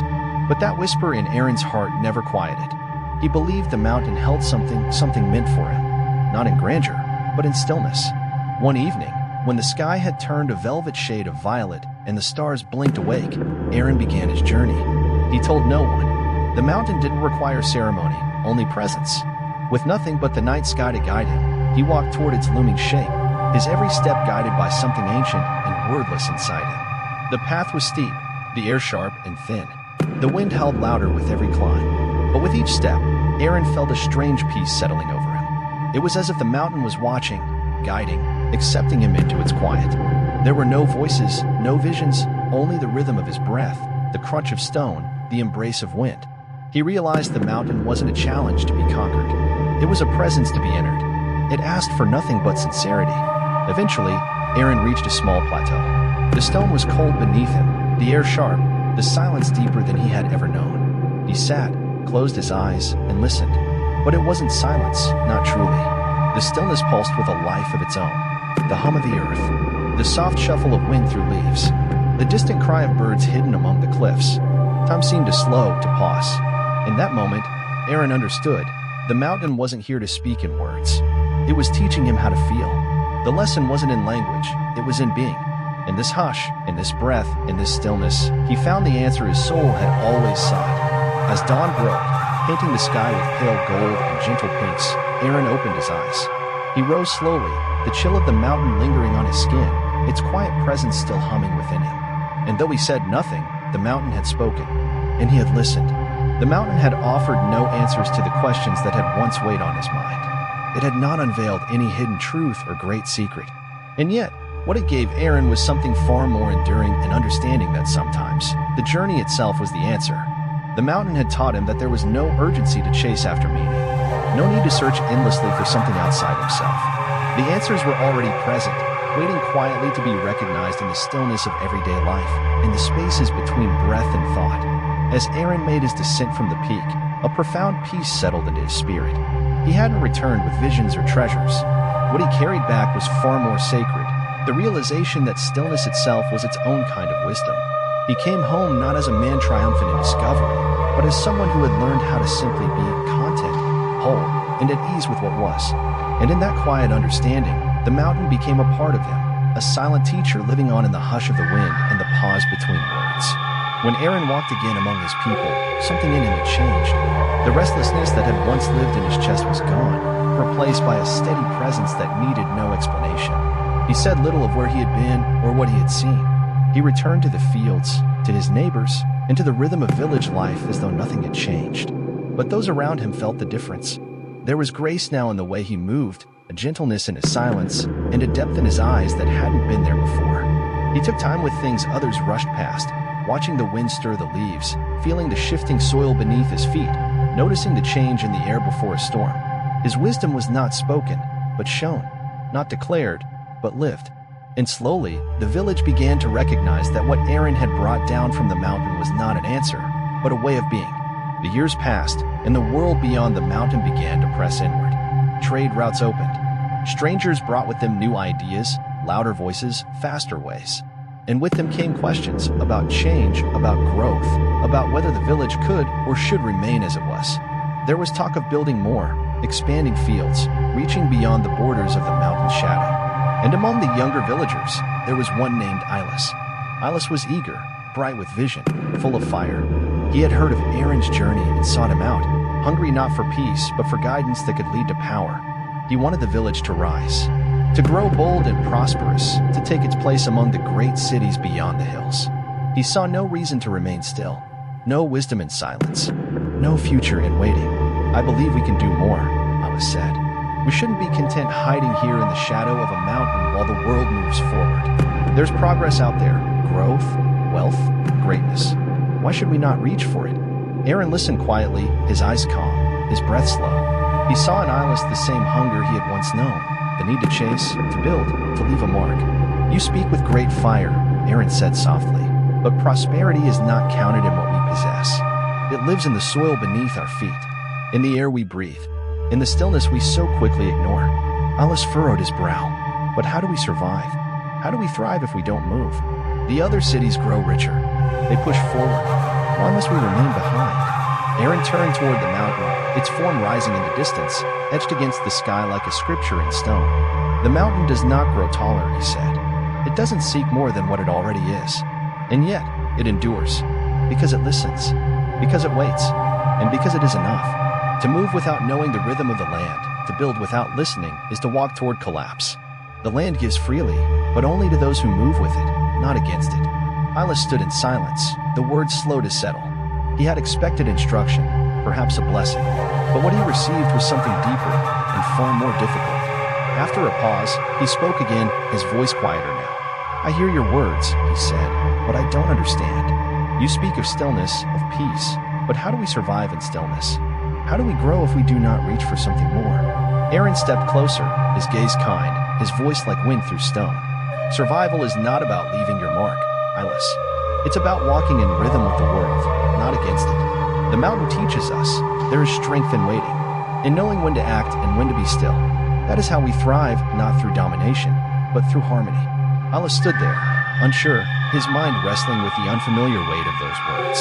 He had come seeking the tools to shape the world. Instead, he had been asked to listen to it. I will think on what you have said, he replied at last, his voice more hushed than before. Aaron nodded gently.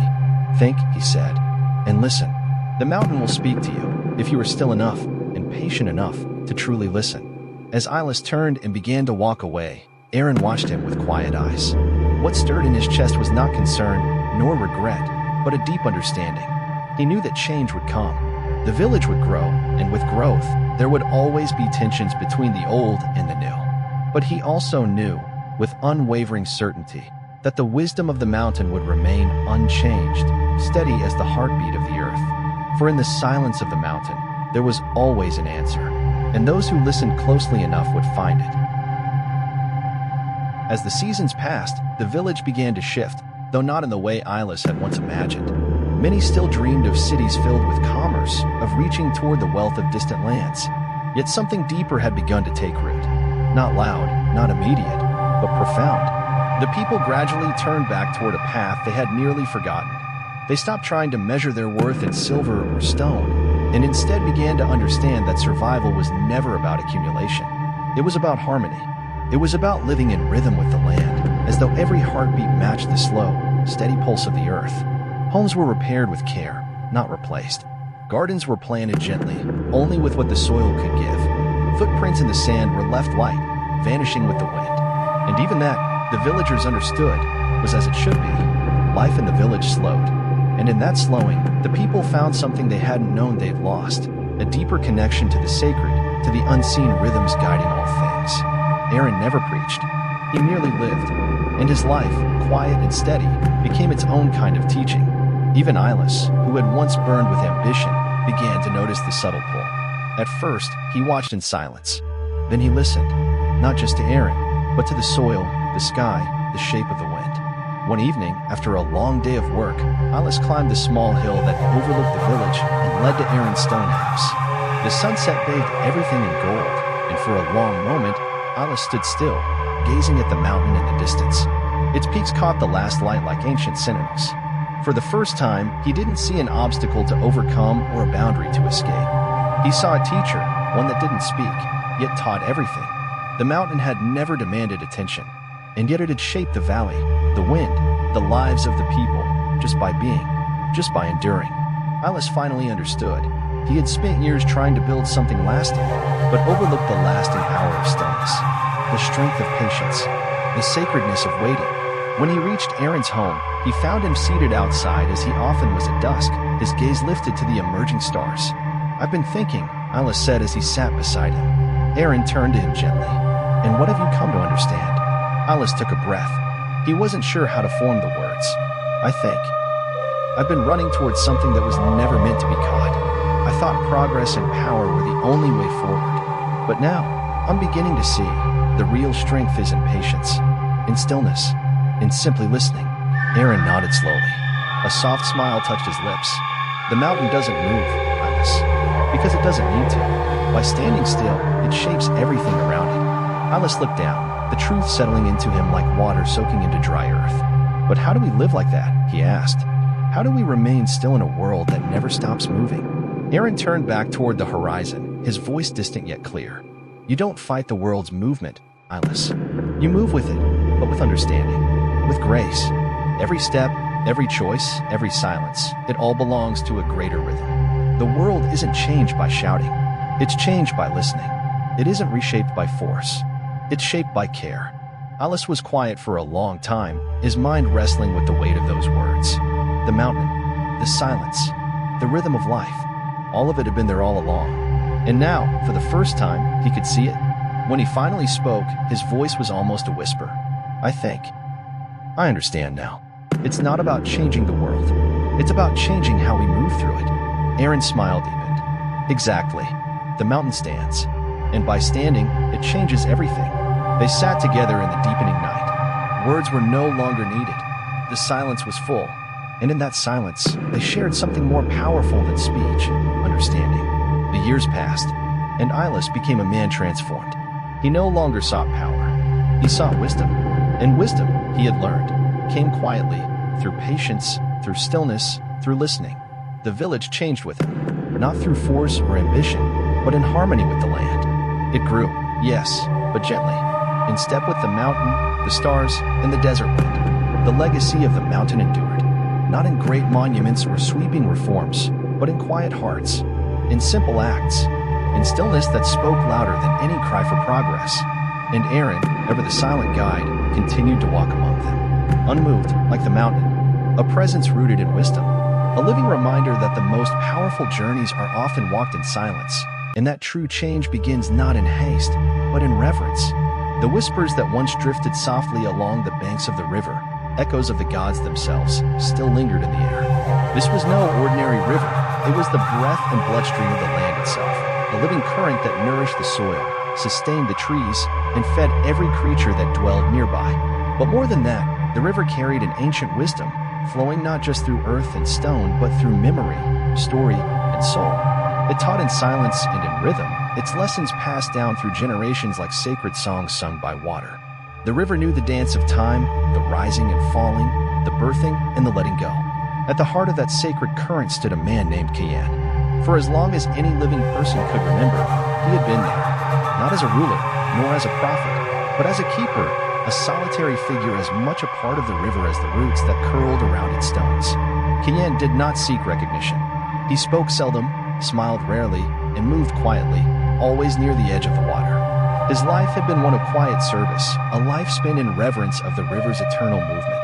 Each morning, Kian would walk the bank, his steps sure and deliberate across the soft, dark earth. He'd kneel at the edge, fingers grazing the water as if checking its breath, feeling its mood. He understood the river intimately, its patterns, its floods, its quiet whispers, and its moments of fury. He had learned to read the river not with eyes or ears, but with the stillness of his spirit. He heard its silence as others might hear thunder. And in that silence, he found his deepest truths. People came to him not for miracles or solutions, but to stand beside him in silence. They did not ask the river for favors. Instead, they listened.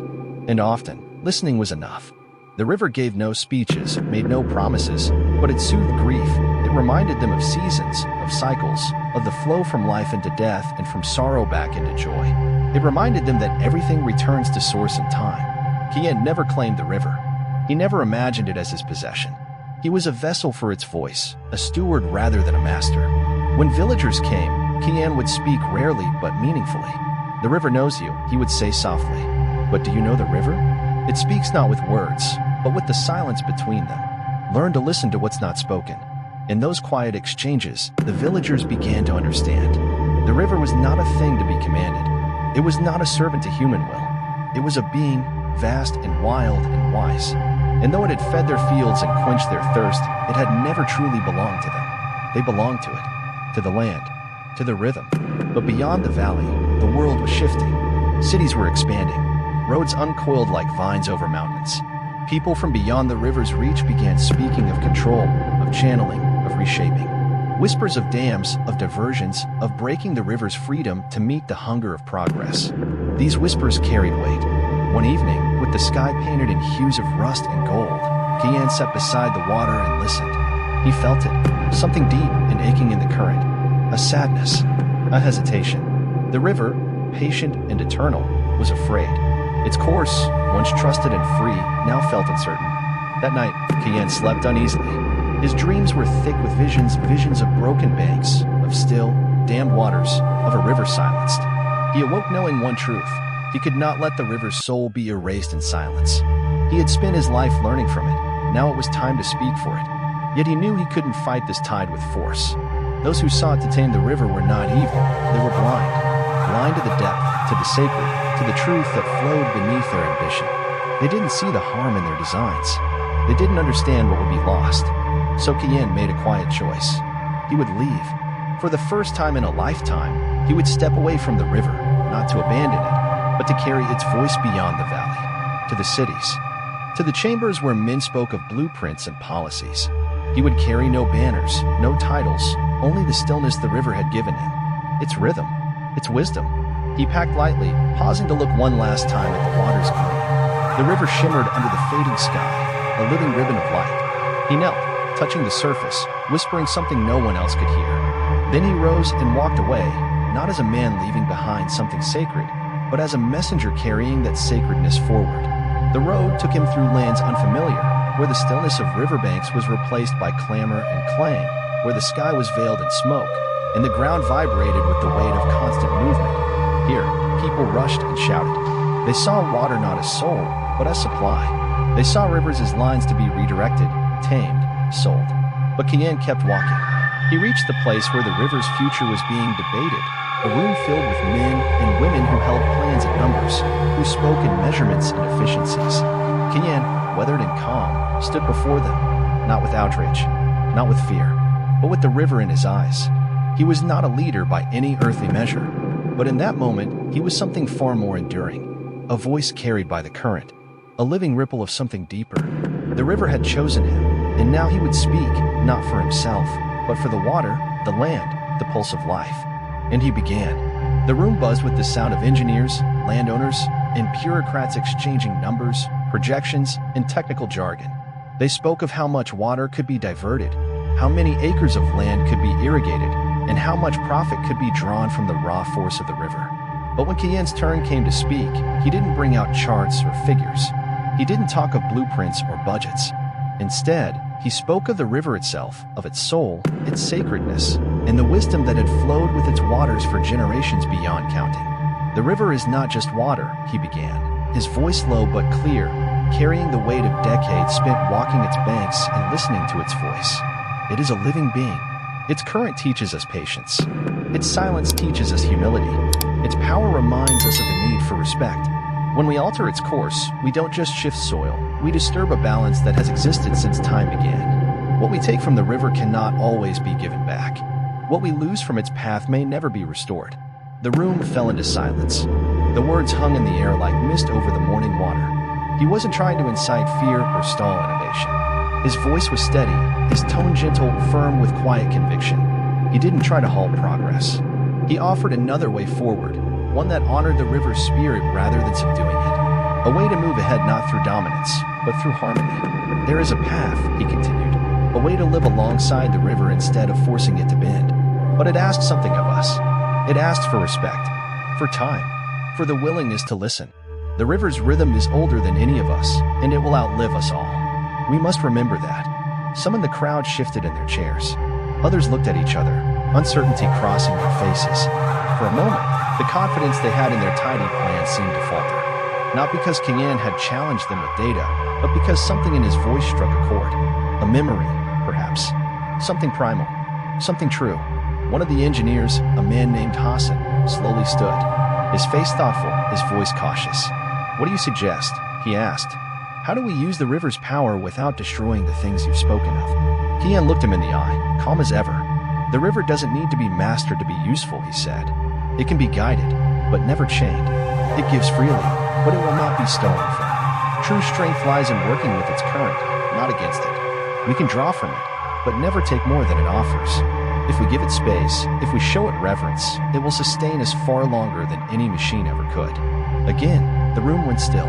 This time, the silence was not resistance, it was reflection. No decisions were made that day. No plans were overturned or finalized. But something had shifted. A seed had been planted. And the people who had entered that room thinking only of profit and progress left it with something new in their hearts, the realization that progress without reverence is hollow. Kian returned to his village with a quiet heart and a flicker of hope. The journey had been long, and the road ahead was far from certain. Industry and ambition would not simply vanish. But for now, for this one moment, the river had been heard. Its voice, through him, had found an audience. He returned to the water's edge, knelt down, and placed his hands in the flowing current. It was the same river it had always been, gentle, steady, alive. Yet in its stillness, it had reshaped something far beyond its banks. Its spirit had been seen, its sacredness acknowledged. Balance, at least for a time, had been restored. Kian closed his eyes and listened once more, not to what had been lost, but to what had been saved. In the months that followed, the village began to shift, not with sweeping change, but with a quiet grace. The original plans for damming and diverting the river weren't discarded, but they were reimagined. Engineers returned, not with blueprints of conquest, but with ideas that honored the river's natural flow. Designs emerged that allowed the water to nourish the land without draining its soul. The river's power was used, but it was never taken for granted. Even downstream, improvements began to show more harvest, clearer water, but no part of the river was stripped of its essence. The people came to understand what Kian had always known. True wealth is found not in what is taken, but in what is shared with humility. Kian's role grew quietly. He wasn't just the river's keeper anymore. He was the village's compass, a living symbol of patience, a voice that reminded others that strength is not always loud. His life moved at the river's rhythm, steady, grounded, enduring. One evening, with the golden sun reflecting off the water's surface, Kian stood once more by the bank. His hand touched the cool flow, and he felt the shift that had taken place. Not everything was perfect. The world beyond still pressed him with noise and speed. But for now, the river had room to breathe. That night, under the shade of an old tree, a familiar voice greeted him. Ilis, once eager to transform everything with ambition, now stood before him changed. There was a calmness in his posture, a humility in his eyes. "I've been thinking," Ilis said as he sat beside him. "I thought I could make everything better, bigger. But the more I tried, the more I realized how much we stood to lose. I've learned a lot from the river. Silas turned his gaze back toward the river, its steady movement casting flickers of light across his eyes. I thought I had to be the one who changed everything, he admitted, his voice low. To leave a mark, to make something happen. But now I realize, maybe it's not about leaving a mark at all. He paused, his voice softening. It's about living in a way that doesn't erase everything around you. Hudson looked at him with warmth in his eyes, a quiet pride blooming in his chest. You've learned what the river has always known, he said gently. That true change doesn't always come from doing more, but from understanding what's already here. Alice nodded, the understanding between them deepening without the need for more words. The river didn't need to leave a mark, Hudson explained. It shaped the world simply by flowing, nourishing, connecting, carrying the memory of everything it touched. And in its stillness, in the hush between its ripples, it spoke more powerfully than any voice ever could. They sat in silence, the kind that settles not because there's nothing to say, but because everything that needed to be said had already been spoken. The river continued its ancient course, flowing toward a horizon that neither man could see but both trusted. The world beyond them kept turning, kept changing. But the river remained, the steady heartbeat of a land that remembered what others had forgotten. And in time, Kian passed quietly from the village. His life, like the river he loved, came to a gentle end, peaceful, present, surrounded by the flow he had served. But the lessons he left behind lingered. Lessons of stillness, patience, and a deep reverence for the land that sustained them all. Silas, once restless and ambitious, became the new keeper of the river. He never claimed the title, never called himself by any name of status. He simply lived the way the river lived, humble, flowing, listening. His strength no longer came from force, but from insight. He knew now that wisdom wasn't earned through victory or conquest, but through understanding. And the river, as always, flowed on. It fed the land, healed the soil, whispered through the roots of trees. But it was more than sustenance, it was testimony. A living testament to the quiet power of balance, to the rhythm of the earth itself. In an age obsessed with speed and dominance, the river remained a reminder. True progress didn't come from conquering the land, but from listening to it. It came from remembering the older rhythms, the ones that had guided life long before men built cities. And nestled high between two silent cliffs, in a small and humble village, lived a man known only as the Sage. He had no claim to lineage, no formal wisdom passed through scrolls or titles. His name mattered little. What people remembered was the silence he carried, the presence he brought. His wisdom was carved from solitude, from years spent wandering hills and valleys, learning not from voices, but from wind, rock, and rain. His hair was silver, his skin marked by time, and his eyes, soft but deep, seemed to reflect the hush of every forest he'd ever passed through. The villagers didn't fully understand him, yet they revered him. They spoke of him in low tones, not out of fear, but respect. He never spoke often, and when he did, each word held weight. He had arrived one day as if born from the mountain itself, no fanfare, no request for shelter, just a staff in his hand and the wind at his back. He walked the land with a kind of stillness that made animals pause and flowers bloom quietly in his wake. And as time passed, the villagers noticed the change. Crops grew richer, the air felt calmer, and wherever he lingered, a strange kind of peace took root. Most mornings, he could be found by the river, legs crossed, eyes half-lidded, not in meditation, not in prayer, but simply present. He didn't chant, he didn't gesture, he just listened. And it was in this stillness that the people began to sense something they had never truly known. That maybe the world had its own rhythm, that maybe the land itself was trying to speak. The birds would draw near to him, the trees would shift softly when he passed. He didn't command the world, he moved with it. And when someone would finally work up the courage to ask for advice, his reply was often the same. Walk the path, and it will lead you home. It puzzled many. What path? Where is home? But the sage never explained. He just smiled that small, knowing smile and returned his gaze to the river. Over time, the villagers came to understand, some faster than others, that he wasn't offering answers to grasp, but a way to live. Not a destination, but a practice. Among them was a woman named Alia, who had traveled from a far land in search of something she couldn't name. She had heard of the sage, of his strange calm and the river that whispered truth. And so she came, and not to conquer, not to demand, but to understand. She found him where others had before, by the river, silent, still. And when she finally spoke, it was not with certainty, but with a question. What is the path, and how can I find it? The sage didn't answer immediately. Instead, he pointed to the river. "Watch," he said. "It doesn't resist the stone or rage against the wind. It flows because it trusts the journey. The path is like the river. You don't force it, you follow it. You let it carry you. When you fight it, you lose the rhythm. But when you let go..." Alia stared at the water gliding over rocks, smooth and unbothered. She felt the weight of his words, but she only understood half. So she asked again, "How do I stop fighting? How do I stop struggling with the world?" The sage's smile was soft, compassionate. "The struggle," he said, "comes from fear. Fear of not knowing, fear of not being in control. But peace doesn't come from knowing. It comes from trusting in the path, in the journey, and in yourself." And for the first time in her life, Alia felt something shift. A recognition, not of something new, but of something ancient she had forgotten. She had spent her life fighting for clarity, for identity, for control. But standing here, beside the river, she realized. The river was the answer. The path was not out there. It was already beneath her feet. She sat down next to the sage, her breath slowing. She didn't need to understand everything.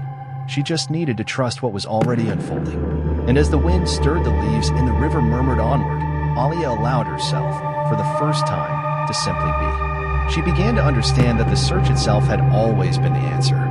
It wasn't about finding something outside of herself. It was about letting go and learning to trust the natural current of life. For the first time in what felt like forever, Alia felt a calm take root within her. She no longer needed to grasp for answers or chase a perfect path. She sensed that the path she had been seeking was already beneath her feet, and the only way forward was to walk it with an open heart, free from fear, free from resistance. She sat down beside the sage, her gaze locked on the flowing river before them. And in that quiet act, she allowed herself to simply be. The wind whispered gently through the trees overhead. The steady murmur of water filled the silence between them. The sage said nothing more, but his presence was complete, and it was enough. There was no need for more words. In that stillness, Alia realized that the path was never something to be created or forced. It was something to be followed, something to be trusted. And as the river moved forward, always in motion, never hurried, she finally understood. She, too, was part of that flow, part of that endless rhythm of movement, of growth, of quiet transformation. As she sat there, beside the sage, with the river winding onward before her, the world around them seemed to pause. The earth itself held its breath, offering her a space to feel, to reflect, to simply exist. The air was crisp, filled with the scent of cool water and the wildflowers blooming along the bank. Her heart pulsed gently, now beating in sync with the steady rhythm of the world. It was a piece she hadn't known she was missing until she found it. The sage, timeless and still, gave her the space she needed. He didn't explain, didn't rush her, didn't fill the silence. He understood that real truths can't be handed over. They have to arise on their own when the soul is ready. The path, as he had said, was one of deep trust, not trust in outcomes, but trust in the journey itself, trust in the process of unfolding, and trust in the wisdom of the world, slow and ancient like the river. For the first time in years, Alia's mind quieted. Her thoughts, once frantic and endless, became soft and still. The water in front of her flowed without hesitation, yet never with force. It moved with grace, not urgency. It held a wisdom older than words, a rhythm beyond understanding. She had spent so much of her life pushing, planning, trying to shape her future with her own hands. But all that effort had only left her tired, uncertain, and disconnected. She had been swimming against the current without even realizing it, fighting the very flow she now sat beside. She turned to look at the sage, her heart full, her eyes misted with quiet gratitude. He returned her gaze, and in his eyes, ancient and kind, she saw the place where her fear had once lived, now stilled. "The river does not question its path," he said softly, breaking the hush around them. "It does not wonder if it's going the right way. It simply flows, because that is what it was made to do." Alia nodded slowly. Something deep within her stirred, like a memory rediscovered. "I've been trying so hard to shape my life into something it was never meant to be," she said, her voice barely audible. "I've been fighting everything, my past, the world, even myself, trying to force things into place." The sage's smile was calm and full of understanding. "Fighting against the world will only drain you," he said. "The world has its own music, its own rhythm. You must learn to hear it, to move with it, not against it. When you resist, you create friction. But when you trust, when you let go, you find peace." The river's stillness mirrored the stillness within her. The storm of questions and doubts that had once lived in her chest was now quiet. She could feel the truth of the sage's words not just in her mind, but in her bones. She had been chasing meaning all her life, trying to build it, to demand it. But now, she saw the meaning was already here, in the world around her, in the flow of things, in the steady breath of life itself. Meaning could not be built, it had to be received, not taken, but allowed. As the days went by, Alia returned to the river again and again. She no longer came searching for answers. She came to listen, to observe, to feel. She let go of her need for control, for speed, for forward momentum. And as she did, she began to see the world in a new way. The breeze on her skin, the way the leaves whispered in the trees, the patterns in the water's surface. It was all connected, all part of a great, unseen rhythm. The earth was not just alive, it was conscious. It breathed, it moved, and she was part of it. She had always been part of it, but she had forgotten how to listen. One morning, after many days of quiet reflection, Alia stood beside the river once more. The sun was rising, casting golden light across the surface of the water, making it shimmer like liquid fire. She felt something settle in her chest, something quiet and steady. She wasn't lost anymore. She hadn't found a grand mission. She hadn't solved the riddles of her life, but she had found something more precious, a sense of belonging, a way of being. The sage rose beside her, his movements slow and rooted. "The river will continue to flow," he said, his voice clear and calm. "And so must you. But remember, it's not about the speed or the direction. It's about the flow, the willingness to move with it, not to fight it. The path will reveal itself when it's time." Alia turned toward him, her eyes full of light. "Thank you," she said simply, "for showing me the way." He nodded gently, his expression full of peace. "The way has always been here," he said. "You just had to listen." And with that, she knew she was ready. She didn't need to map the whole journey. She only had to trust that the next step would come, that the river, always moving, would carry her forward. She had been too focused on the end.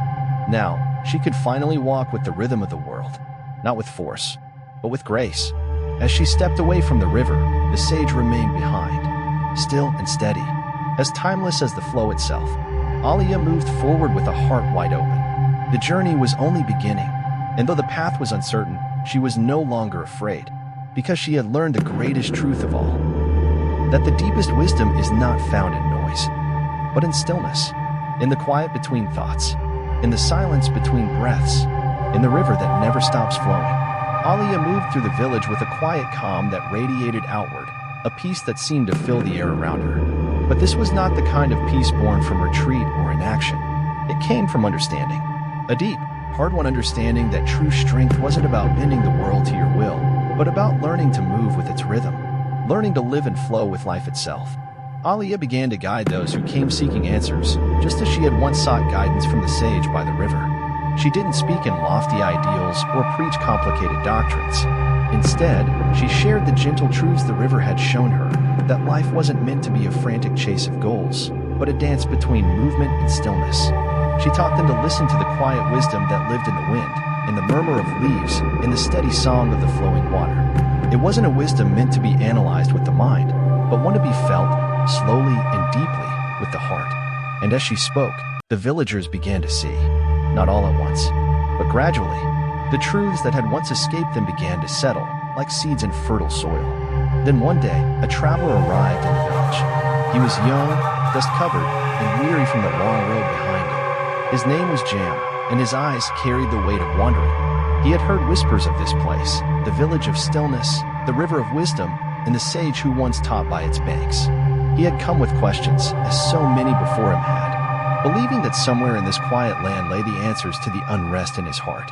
When Alia met him, she saw it instantly, the same restless fire she had once carried within herself.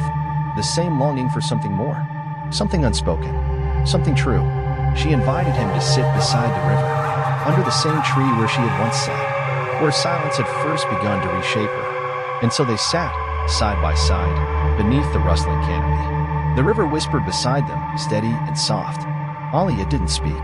She didn't need to. She let the water speak for her. Let the silence do its slow, invisible work. Eventually, Jamal turned toward her. His voice was tired, heavy with frustration. "I've been searching for so long," he said. I've wandered across mountains, through cities, sat with teachers. I've chased wisdom like a shadow, but none of it brings peace. Everything still feels empty. What am I missing? Alia looked at him with quiet recognition. She had stood in that very place before. You're looking outside yourself, she said softly. But what you're searching for, it's already inside. It's not in the distance, not in someone else's words. It's been waiting for you all along. Jamal frowned. I've tried everything, he said. I've studied. I've worked. I've sought out knowledge from the wisest people I could find. Why am I still restless? Alia turned her gaze to the river, her voice calm as the current beside them. The river doesn't seek. It doesn't question the path it's on. It doesn't rush toward the ocean or mourn the bends it must take. It flows, simply because it was made to flow. It trusts the journey. And peace, the kind you're looking for, it comes not from striving, but from surrender. When you stop fighting the current and let go, you begin to discover the stillness that's always been there, beneath the surface. Jamal was quiet, but the doubt still flickered in his eyes. How do I trust something I can't see? He asked. How do I know I'm on the right path if I can't see where it leads? Alia smiled, not with certainty, but with knowing. You'll never see the whole path, she replied. That's not how the river works. But it's always there. And your task isn't to see it all, it's to walk it. One step at a time, one breath at a time. The river doesn't ask where it's going. It just flows. And in flowing, it reaches the sea. They sat in silence again. But now the silence was different, not filled with doubt, but with something sacred. The river had spoken. And for the first time, Jam listened, not with his ears, but with his soul. He had come looking for answers. But what he found was something better. The quiet reminder that the answers were already inside. In the days that followed, Jamal remained in the village. He didn't seek instruction, only presence. He spent his mornings beside the river, listening. He wandered the fields at dusk, feeling the cool air wrap around him. And slowly, like the seasons turning, he changed. The restlessness in his chest faded. It didn't vanish, but it softened. He began to trust, not because he had figured everything out, but because he finally understood he didn't need to. He surrendered, not in defeat, but in peace. One evening, as the sun dipped low and painted the sky in warm shades of rose and amber, Jamal turned to Alia. His voice trembled, not with uncertainty, but with gratitude. I think I understand now, he said. All this time, I've been trying to shape my life like clay, forcing it into a shape that made sense to me. But now, I realize it's not about shaping life. It's about surrendering to it, trusting that I'm already where I need to be. Alia's eyes sparkled in the fading light. The river never questions, she whispered. It moves, and so must we. Jamal nodded. The peace he had searched for across continents now lived quietly within him. As he looked across the river, he knew something that would never leave him again. His journey wasn't ending, it was beginning anew. But this time, he would walk differently. He would walk with the world, not against it. And he would let the path unfold, step by step, without needing to see the end. Seasons changed. Weeks turned to months, and still Jamal returned to the river. Each time, the water greeted him like an old friend, and each time, the flow carried him a little farther inward. The path wasn't straight, and the way was never fully clear, but with each step, he knew he was exactly where he needed to be. And Alia, no longer the student, now sat as a guide. She welcomed others with the same quiet strength the sage had once shown her, and just as the river had shared its truths with her, she passed them on, not through speeches, but through presence, through stillness, and through the gentle unfolding of trust. The river's wisdom had never belonged to just one voice. It had always been meant to flow forward, through many, and in Alia, and now in Jamal, and in those still arriving, the river's message lived on, carried forward like ripples through water, changing lives, and softening hearts, just as it always had. High in the cold, wind-carved mountain where the sacred flame had always burned, Kina continued her quiet duty. This flame, eternal, mysterious, had passed from one guardian to another for generations untold. Its origins were lost to time, and yet its presence had shaped the village's very existence. The villagers spoke in reverent tones of the fire, believing it held within its glow the mountain's spirit, wild, watchful, and enduring. And so, it had fallen to Kina, year after year, to guard this life-giving blaze. She protected it not only with fuel and flame, but with a devotion few could understand. As long as the fire burned, the people believed the mountain's wrath would sleep, and the darkness beyond the snowy ridges would never breach their sanctuary. Every morning, Kina braved the treacherous descent into the winding stone tunnels below the earth, frost biting at her skin, her breath thin in the high-altitude chill. These narrow corridors led to the sacred chamber where the flame rested, pulsing like a heart in the belly of the mountain. The way was harsh, steep, unkind, but she had never known another life. She was the keeper, and the village's survival hung in the balance of her unwavering presence. Down in those quiet caves, with only the fire for company, she found moments of peace. The dancing light soothed her, filled her thoughts with stillness. Over time, she learned its moods, its whispers. It was not simply a source of heat, it was a presence. And somehow, it had become a part of her. Kina had no need for titles or praise. Her hands, calloused from tending to stone and wood, bore the testimony of her work. Her face carried the lines of solitude, but there was strength in her silence. The villagers never doubted her. Year after year, storm after storm, the flame never faltered. And neither did she.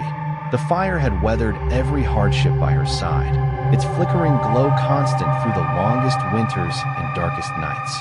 But no one, not even the elders, understood the full weight Kina carried. To them, she was simply the keeper. But in truth, the fire demanded all of her energy, her years, her very isolation. And though she had accepted that burden, sometimes, in the dead of night, she found herself wondering, would she ever feel warmth that came from anything but the fire? Then came the evening when everything began to shift. As she returned from the cave, her skin still chilled from the descent, Kina noticed the village elders gathered by the mountain's edge. The golden light of sunset cloaked their faces in shadow. Usually, they stood in quiet solidarity, nodding as she passed. But tonight, they spoke in hushed, heavy tones. As she neared, a murmur drifted to her ears on the breeze. "Is it time?" one voice asked, solemn and weary. "I fear it is," another answered. "The flame flickers more than it should. Kina cannot keep it burning alone forever." Her chest tightened. Though she'd known this moment would come, she had never truly faced it. Not in thought, not in feeling. She didn't want to imagine the flame dying or the mountain turning on them. Yet the fire had weakened, subtly but unmistakably, and now the elders had seen it too. As she stepped forward, they turned to her with eyes full of unspoken questions. Her face remained calm, but her heart pounded. The wind carried their words. She already knew what they would ask. "The fire is fading," one elder said gently. "If it goes out, we may not survive. What are we to do?" For a long moment, Kina said nothing. She looked toward the jagged mountain peaks on the horizon, dark against the deepening sky. She felt the entire weight of the village settle on her shoulders. Their fears, their hopes, their belief in her. But deep inside, she had felt a change. The flame had begun to ask something of her. Not just effort, not just presence, but surrender. The question had never truly been about how long she could tend the fire. It was always about how long the fire itself was meant to remain. And now, she understood. The flame was not a possession. It was not a treasure to be hoarded or an obligation to fulfill forever. It was alive, as much a part of the land as the cold stone and the howling wind. Its time was ending, and Kina knew what she had to say. She inhaled deeply, meeting their gaze. "The fire has its own path," she said, her voice even but unwavering. "It has served us well, but its time is nearing its end. We must begin preparing for what comes after." The elders listened in silence, and for the first time, she saw them not as solemn watchers, but as weary companions, those who had silently carried fear alongside her for years. Their faith had been placed in her. Now, it had to shift to something unknown. "The fire may fade," she continued, "but we will not. We are more than this flame. We must find a new way forward." In those words, Kina felt peace. The flame would die, yes, but it had completed its purpose. It was never about the fire. It was always about the people, the lives lived in its glow, the warmth shared among them, the unity it symbolized. Together, they would find the way forward. In the days that followed, the village stood suspended between fear and resolve. The fire had always been the beacon, guiding them through blizzards and black nights. And now, with its light dimming and Kina's words echoing in their minds, they had to imagine life without it. It was not an easy thought, but they began to understand what she meant, that the fire had never been theirs to own. It had only ever been a gift, a guide. And now, it was time to walk without its light. Kina remained steady, even with the knowledge that the fire she had loved and protected was nearing its end. She knew now that its purpose had never been to last forever. It had been a symbol of connection, of survival, of trust in the rhythms of the world. And with that understanding, she began to walk among the people, not in mourning, but with purpose. She reminded them of the old winters, when the fire had been new, and their strength had come not from the flame itself, but from each other. The fire had not built the village, they had. The fire had not kept them alive. Their hands, their hearts, and their harmony with the land had. This truth began to settle in the hearts of the villagers. But as autumn deepened, the weight of reality returned. The fire grew weaker. The winds turned sharper. The cold came sooner. Each evening seemed to stretch longer, and the warmth they once took for granted began to slip from their fingers. The flame in the cave sputtered, hesitant, as though it too knew its time had arrived. Fear returned to their eyes, but it was met with something else, resolve. Kina saw it, the way the villagers braced themselves, the way the farmers pulled in the last of the harvests, the way the builders sealed the walls tighter, the weavers laying down thick new blankets for the nights to come. The village was stirring, not in panic, but in quiet purpose. And one evening, as the final embers dimmed to ash in the cave, Kina stepped into the torchlight before the gathered crowd. She had already begun the process of letting go. Now, it was time to speak it aloud. She lifted her chin. Her voice rang clear through the cold night. "The fire gave us warmth," she said, "but it was never the fire that made us strong. That strength has always lived within us. We are the flame. We are the warmth. The fire was never meant to last forever. It was meant to teach us to remember who we are." Eyes shimmered in the flickering torchlight. There was sorrow, yes, but there was also something new, understanding. Kina's words lit something in them, a truth long buried. The fire had given them courage, but it was only ever a mirror of their own strength. Now, it was time to live from that strength, not lean upon the memory of its glow. As the villagers returned to their homes, the wind howled through the mountains. But for the first time, they did not flinch. The fire in the cave was gone, but the flame inside them had only just begun. The cold began arriving earlier with each passing evening, creeping down from the peaks like a warning. The mountain winds carried a sharper edge now, biting at the skin, whispering of something inevitable. The first frost came sooner than anyone had expected, its icy fingers sinking deep into the soil. And still, the sacred fire in the cave flickered low, uncertain, unsteady, almost as if it too had sensed its time was drawing to a close. Kina knew that fear had begun to settle into the hearts of the villagers. For generations, they had relied on the fire's presence. It had been their guardian, their constant, their source of warmth in the face of the mountain's wrath. How could they imagine life without it? It had always simply been there. But as she walked the narrow paths of the village, Kina saw something else emerge, something stronger than fear. She saw resilience. She saw people standing taller than before. Determination flickered in their eyes like kindling catching flame. Quietly, the village was beginning to prepare. Farmers worked together to gather every last stalk and root from the fields. Builders reinforced walls with care, patching cracks and sealing gaps in anticipation of the long, hard winter. The weavers, their hands swift and sure, spun extra layers of wool into thick blankets. Without being told, everyone began to act. The village had come alive, not from panic, but from a deep understanding that they would face the cold together. Then, one night, deep within the mountain cave, the final embers of the sacred fire sputtered out. The warmth faded, the light dimmed, and for the first time in memory, the flame was gone. Kina stood before the gathered villagers in the soft glow of torchlight. The weight of silence fell heavy around them, and they waited. She had already begun letting go in her heart, but now it was time to speak aloud what they all needed to hear. "The fire gave us warmth," she said, her voice calm, unwavering, "but it was never the source of our strength. That strength has always lived within us. We are the fire. We are the light. The flame was never meant to last forever. It was a guide, a teacher. It showed us how to carry our own warmth."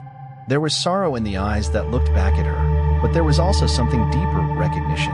They had leaned on the fire, yes, but the fire had also shown them who they could become.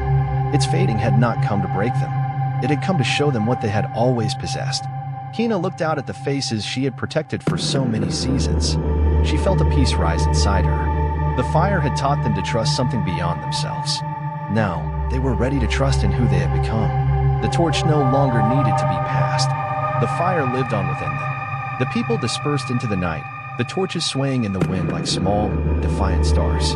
The mountain held, but this time, no one trembled. They had learned how to carry their own light.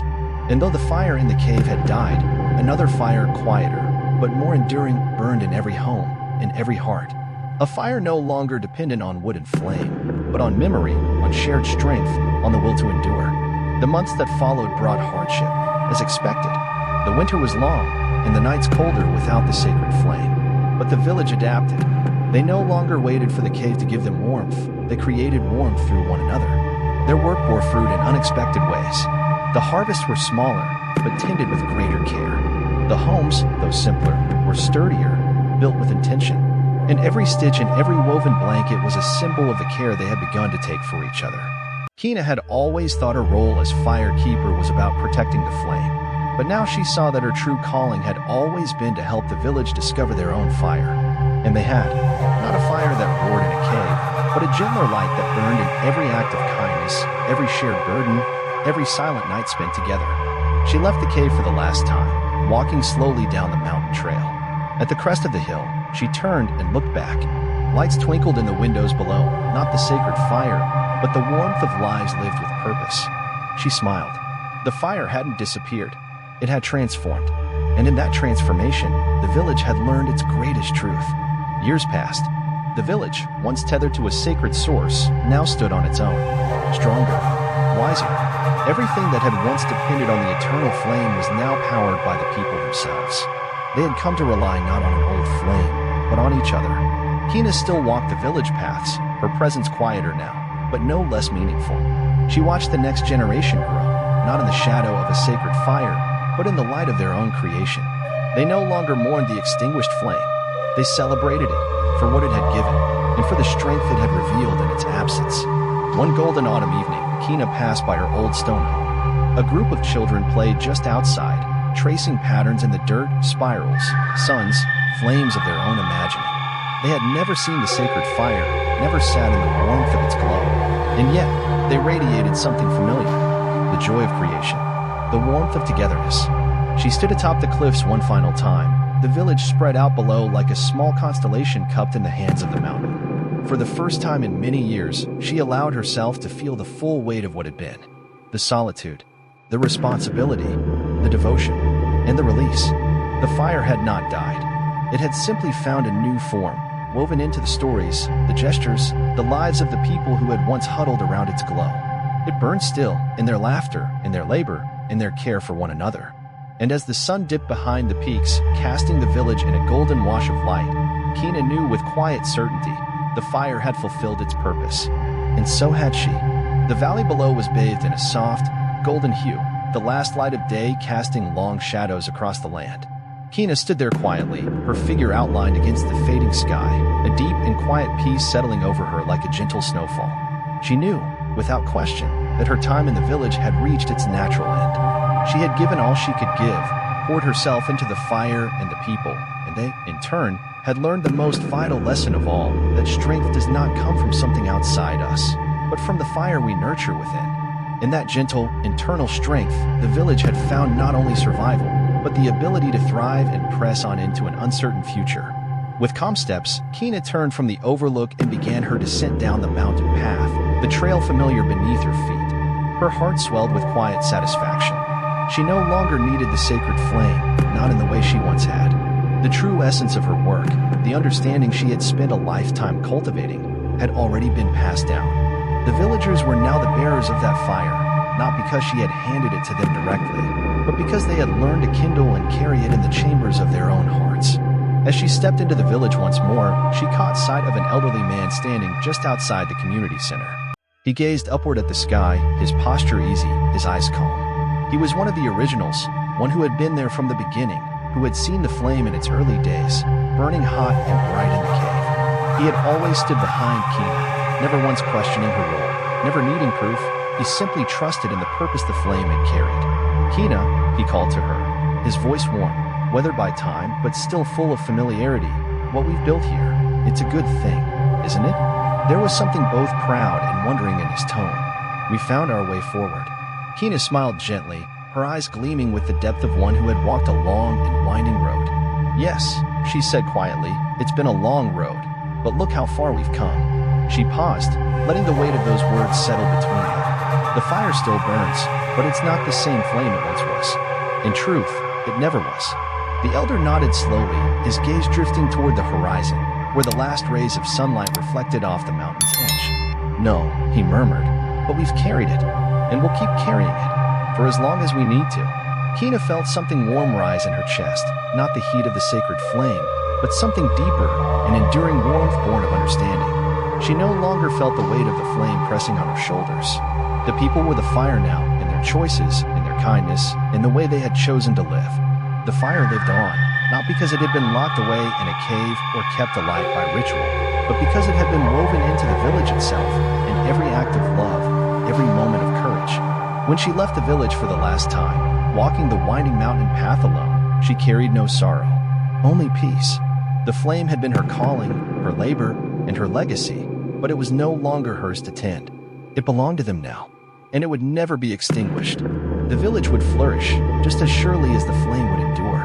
Stepping deeper into the stillness of the mountains, Kina felt something close to gratitude rise within her, a wordless thanks for the journey that had brought her to this place of clarity. She had carried the fire. Now it was time to rest. Far beyond the borders of civilization, nestled in a remote valley, there was a wind, but not the kind that screams through canyons or whips through trees. This wind was hushed, gentle, and slow, as if it had all the time in the world. It carried the quiet secrets of the land, the stories buried deep within the soil, the wisdom of lifetimes long past. The people who lived in this hidden place were unlike others. They had no written script, no grand monuments or armies.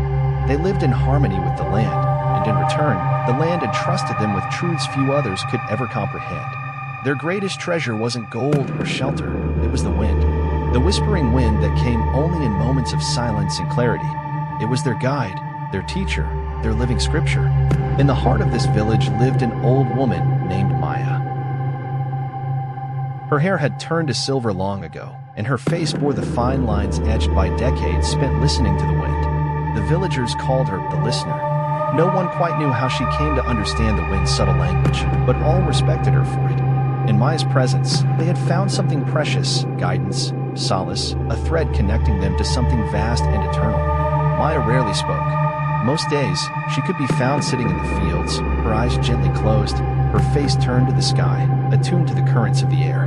She would smile when the wind shifted or offer a nod when it carried truths only she seemed to hear. The people, young and old, came to her in times of doubt. When they felt lost or uncertain, they sat at her side and shared their troubles. Maya would listen, and though she rarely answered in words, she always sent them away with something, an insight, a gesture, a peace, wrapped in the still wisdom of the wind. One day, a young man named Jarek arrived. He had traveled far, driven by a need to find answers that had eluded him at every turn. A man of ambition and restless desire, Jarek longed to create something lasting, something that would leave his mark upon the world. But everywhere he looked, he found distractions, illusions, promises broken before they were even fulfilled. He didn't know where he belonged, and he couldn't silence the chaos within. Maya met his eyes with a calm that unnerved him. She saw the storm in the soul, the hunger, the confusion. "What brings you to the valley?" she asked, her voice low and measured. Jarek hesitated. His fingers trembled slightly. "I'm looking for purpose," he confessed, the words falling from his mouth like a weight. "I've tried so many things, but none bring peace. The world calls me, but I don't know how to answer. I feel like I'm nowhere." Maya simply nodded. She had heard this before many times. People came seeking something outside themselves, hoping to fill an inner emptiness with something grand and distant. But she knew. The wind didn't offer answers in thunder or fire. Its truths came gently, whispered, discovered only in stillness. She rose, slowly, and motioned for Jarek to walk with her. Together, they moved through the village, the breeze brushing their faces.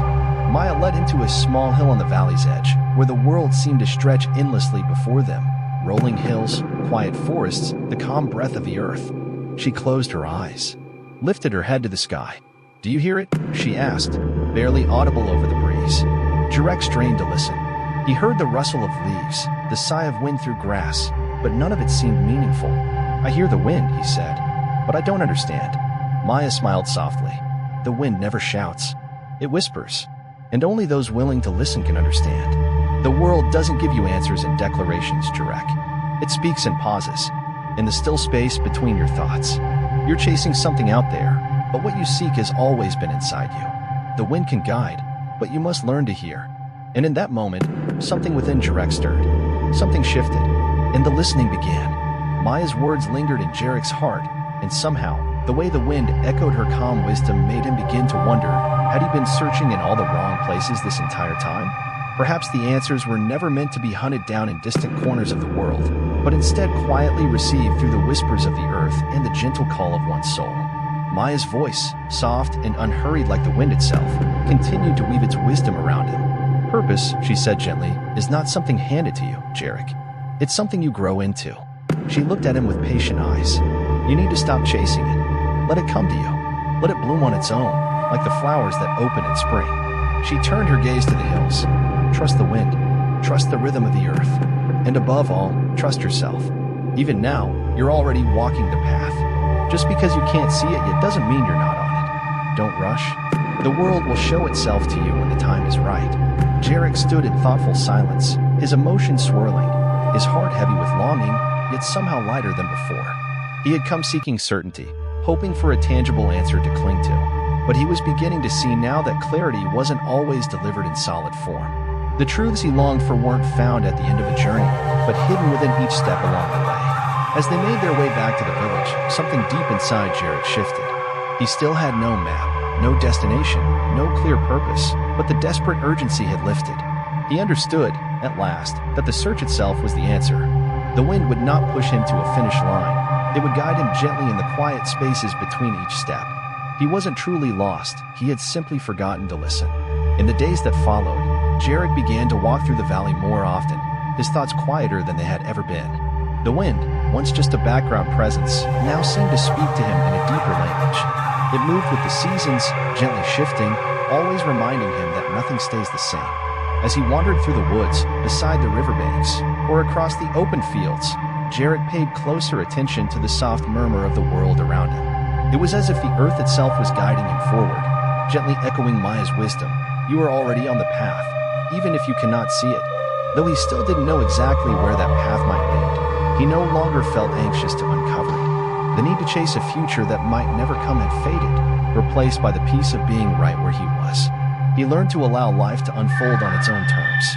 In the evenings, he would sit beside the river and watch it flow, the sounds of water and breeze washing through it. There was no pressure to create, no urgency to prove anything. He had discovered the peace of presence. The river, always moving but never in haste, had become his teacher. It didn't fight to reach its end. It flowed naturally, shaping the land as it went, trusting its direction. Jarek saw himself in that river. And in that realization, he understood that peace was not something to be achieved, but something to be received through surrender. Weeks passed, and Jarek's bond with the land, the village, and himself deepened. He stopped seeking answers for every question and instead embraced the beauty of not knowing. The quiet rhythm of the village, the cycles of the seasons, and the whispering of the wind became his guide. Through listening, he had finally begun to hear the messages that had always been present. One long walk led him back beneath the old oak tree. The leaves above rustled gently in the breeze. Maya joined him there, sitting down slowly at his side. They sat in companionable silence as the stars blinked into view in the darkening sky. Then, with a soft voice, Maya said, "You've learned something important, Jarek." Her eyes sparkled with quiet understanding. Jarek smiled, the old weight of confusion now a distant memory. "I have," he said. "I've learned that the answers aren't out there waiting to be discovered. They're right here, in the quiet moments, in the stillness between each breath. The wind has taught me to listen, to trust, and to be patient with the journey." Maya nodded, her smile serene. "The wind doesn't speak in words," she said. "It speaks in the pauses, in the silences you finally learn to fill with your heart. It has always been there, guiding you. And now you've learned to hear it." A profound sense of peace swept through Jarek, a peace unlike any he had ever known. The urgency that had once driven him had dissolved, leaving behind a steady contentment. He no longer clung to the future, nor did he feel lost in the present. He understood now, life, like the wind, moves to its own rhythm. It was never meant to be solved, only lived. The wind rustled through the trees once more, its whisper reminding him, the journey isn't about the destination, it's about being present with each step. Jarek sat beneath the old tree, the cool air on his skin, listening to the wind's quiet song. For the first time, he felt truly at home. The road ahead remained uncertain, but the need to see it clearly had vanished. The wind would guide him. It always had. In the weeks that followed, Jarek grew into his new rhythm. He became part of the village, not as a restless seeker, but as someone who had discovered a new way to live. He worked side by side with the villagers, tending the fields, tilling the earth, moving through each day with a quiet patience he had learned from the wind. Though he was not one to speak much, the others noticed a change. There was a stillness to him, a grounded presence. He no longer needed to strive or explain. His strength was felt in his being, not in his words. Maya watched from afar, recognizing that Jarek had found what he came for, not through her teachings, but through his listening. The answers had never been complicated. They lived in the quiet acts of daily life, in the rhythm of the wind, in the harmony between human and earth. The wind did not scream, it whispered, and those patient enough to listen always heard its truth. Seasons passed, and Jarek became a familiar presence in the village, a figure woven into its daily rhythms. He no longer chased distant dreams or tried to force his place in the world. He had found it by listening. No longer did he seek clarity in noise or direction in ambition. He found his peace in the stillness, in the quiet spaces where the world revealed itself slowly, like breath on the wind. And so Jarek walked forward, step by step, guided by the same wind that had first brought him to the valley, not to find an ending, but to learn how to be. Maya's words lingered in Jarek's heart, and somehow, the way the wind echoed her calm wisdom made him begin to wonder. Had he been searching in all the wrong places this entire time? Perhaps the answers were never meant to be hunted down in distant corners of the world, but instead quietly received through the whispers of the earth and the gentle calm of one's soul. Maya's voice, soft and unhurried like the wind itself, continued to weave its wisdom around him. Purpose, she said gently, is not something handed to you, Jarek. It's something you grow into. She looked at him with patient eyes. You need to stop chasing it. Let it come to you. Let it bloom on its own, like the flowers that open in spring. She turned her gaze to the hills. Trust the wind. Trust the rhythm of the earth. And above all, trust yourself. Even now, you're already walking the path. Just because you can't see it yet doesn't mean you're not on it. Don't rush. The world will show itself to you when the time is right. Jarek stood in thoughtful silence, his emotions swirling, his heart heavy with longing, yet somehow lighter than before. He had come seeking certainty, hoping for a tangible answer to cling to, but he was beginning to see now that clarity wasn't always delivered in solid form. The truths he longed for weren't found at the end of a journey, but hidden within each step along the way. As they made their way back to the village, something deep inside Jarek shifted. He still had no map, no destination, no clear purpose, but the desperate urgency had lifted. He understood, at last, that the search itself was the answer. The wind would not push him to a finish line. It would guide him gently in the quiet spaces between each step. He wasn't truly lost. He had simply forgotten to listen. In the days that followed, Jarek began to walk through the valley more often, his thoughts quieter than they had ever been. The wind, once just a background presence, now seemed to speak to him in a deeper language. It moved with the seasons, gently shifting, always reminding him that nothing stays the same.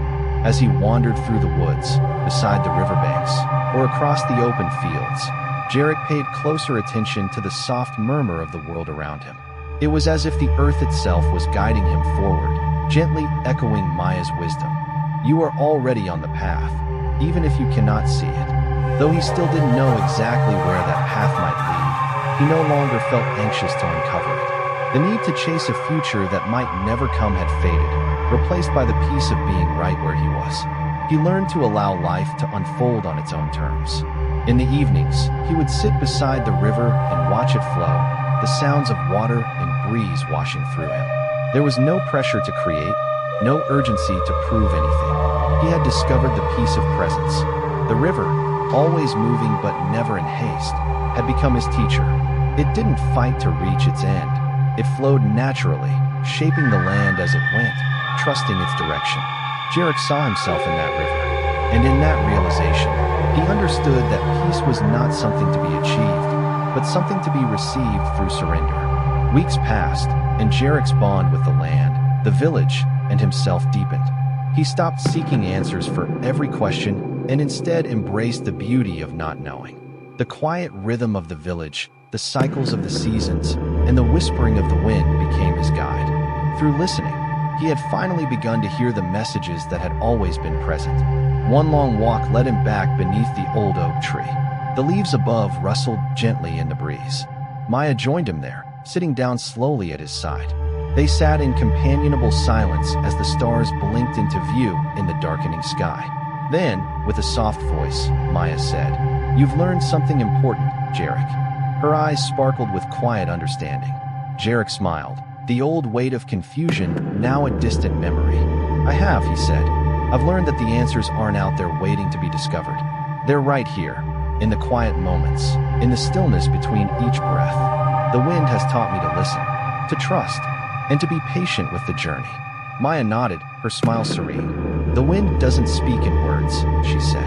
"It speaks in the pauses, in the silences you've finally learned to fill with your heart. It has always been there, guiding you, and now you've learned to hear it."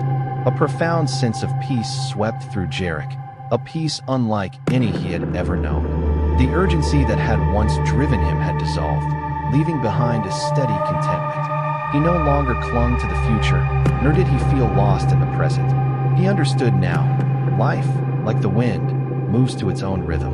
It was never meant to be solved, only lived. The wind rustled through the trees once more, its whisper reminding him, the journey isn't about the destination. It's about being present with each step. Jarek sat beneath the old tree, the cool air on his skin, listening to the wind's quiet song. For the first time, he felt truly at home. The road ahead remained uncertain, but the need to see it clearly had vanished. The wind would guide him. It always had. In the weeks that followed, Jarek grew into his new rhythm. He became part of the village, not as a restless seeker, but as someone who had discovered a new way to live. He worked side by side with the villagers, tending the fields, tilling the earth, moving through each day with a quiet patience he had learned from the wind. Though he was not one to speak much, the others noticed a change. There was a stillness to him, a grounded presence. He no longer needed to strive or explain. His strength was felt in his being, not in his words. Maya watched from afar, recognizing that Jarek had found what he came for, not through her teachings, but through his listening. The answers had never been complicated. They lived in the quiet acts of daily life, in the rhythm of the wind, in the harmony between human and earth. The wind did not scream, it whispered, and those patient enough to listen always heard its truth. Seasons passed, and Jarek became a familiar presence in the village, a figure woven into its daily rhythms. He no longer chased distant dreams or tried to force his place in the world. He had found it by listening. No longer did he seek clarity in noise or direction in ambition. He found his peace in the stillness, in the quiet spaces where the world revealed itself slowly, like breath on the wind. And so Jarek walked forward, step by step, guided by the same wind that had first brought him to the valley, not to find an ending, but to learn how to be. Within the quiet village, Maya continued to be a steady presence of wisdom, her calm demeanor guiding others without need for titles or declarations. Through the years, she had passed everything she knew on to Jarek, not through formal lessons or grand speeches, but through the gentle, often overlooked art of listening. Her role as the village's listener had evolved. It was no longer just a role or a name. It had become something more enduring, a symbol, a presence. People no longer approached her with lofty questions or desperate pleas for answers. Instead, they came with their hearts open, not to hear Maya speak, but to sit with her in silence, to listen with her, to wait alongside her for the wisdom that came not in words, but in the soft murmurs of nature. And Maya, with her deep sensitivity and stillness, would sit with them, attuned to the world around them, waiting patiently for the moment when the wind would speak. Answers, when they came, were never shouted or declared. They were felt in the gentle shift of the air, in the quiet pause between rustling leaves, or in the change of light between seasons. The wind spoke, always, but only to those who had learned to wait, to breathe, to be still. One evening, as the last hues of the sun slipped beneath the horizon, Jarek sat beneath the old oak tree that stood by the river's edge. The wind brushed softly against his face, a cool and familiar presence. And in that moment, Jarek fully realized just how far he had come. The restless hunger that had once driven him, the urgency to find more, to push outward in search of purpose, had long since faded. He no longer sought distant lands, nor did he chase ambitions always out of reach. The need to conquer life had been replaced by something gentler, something truer. He had stopped grasping for certainty, stopped measuring his life by outcomes and destinations. He no longer needed to know where the path was leading, for he had come to understand, deeply and without doubt, that the journey itself was the meaning. That every step, every breath, every quiet moment was part of a greater rhythm unfolding all around him. The wind, with its patient guidance, had shown him that the true path was not carved with force but revealed through surrender. That peace was not found in control, but in full acceptance of the present. And in that acceptance, he had found something more enduring than answers. He had found belonging and presence,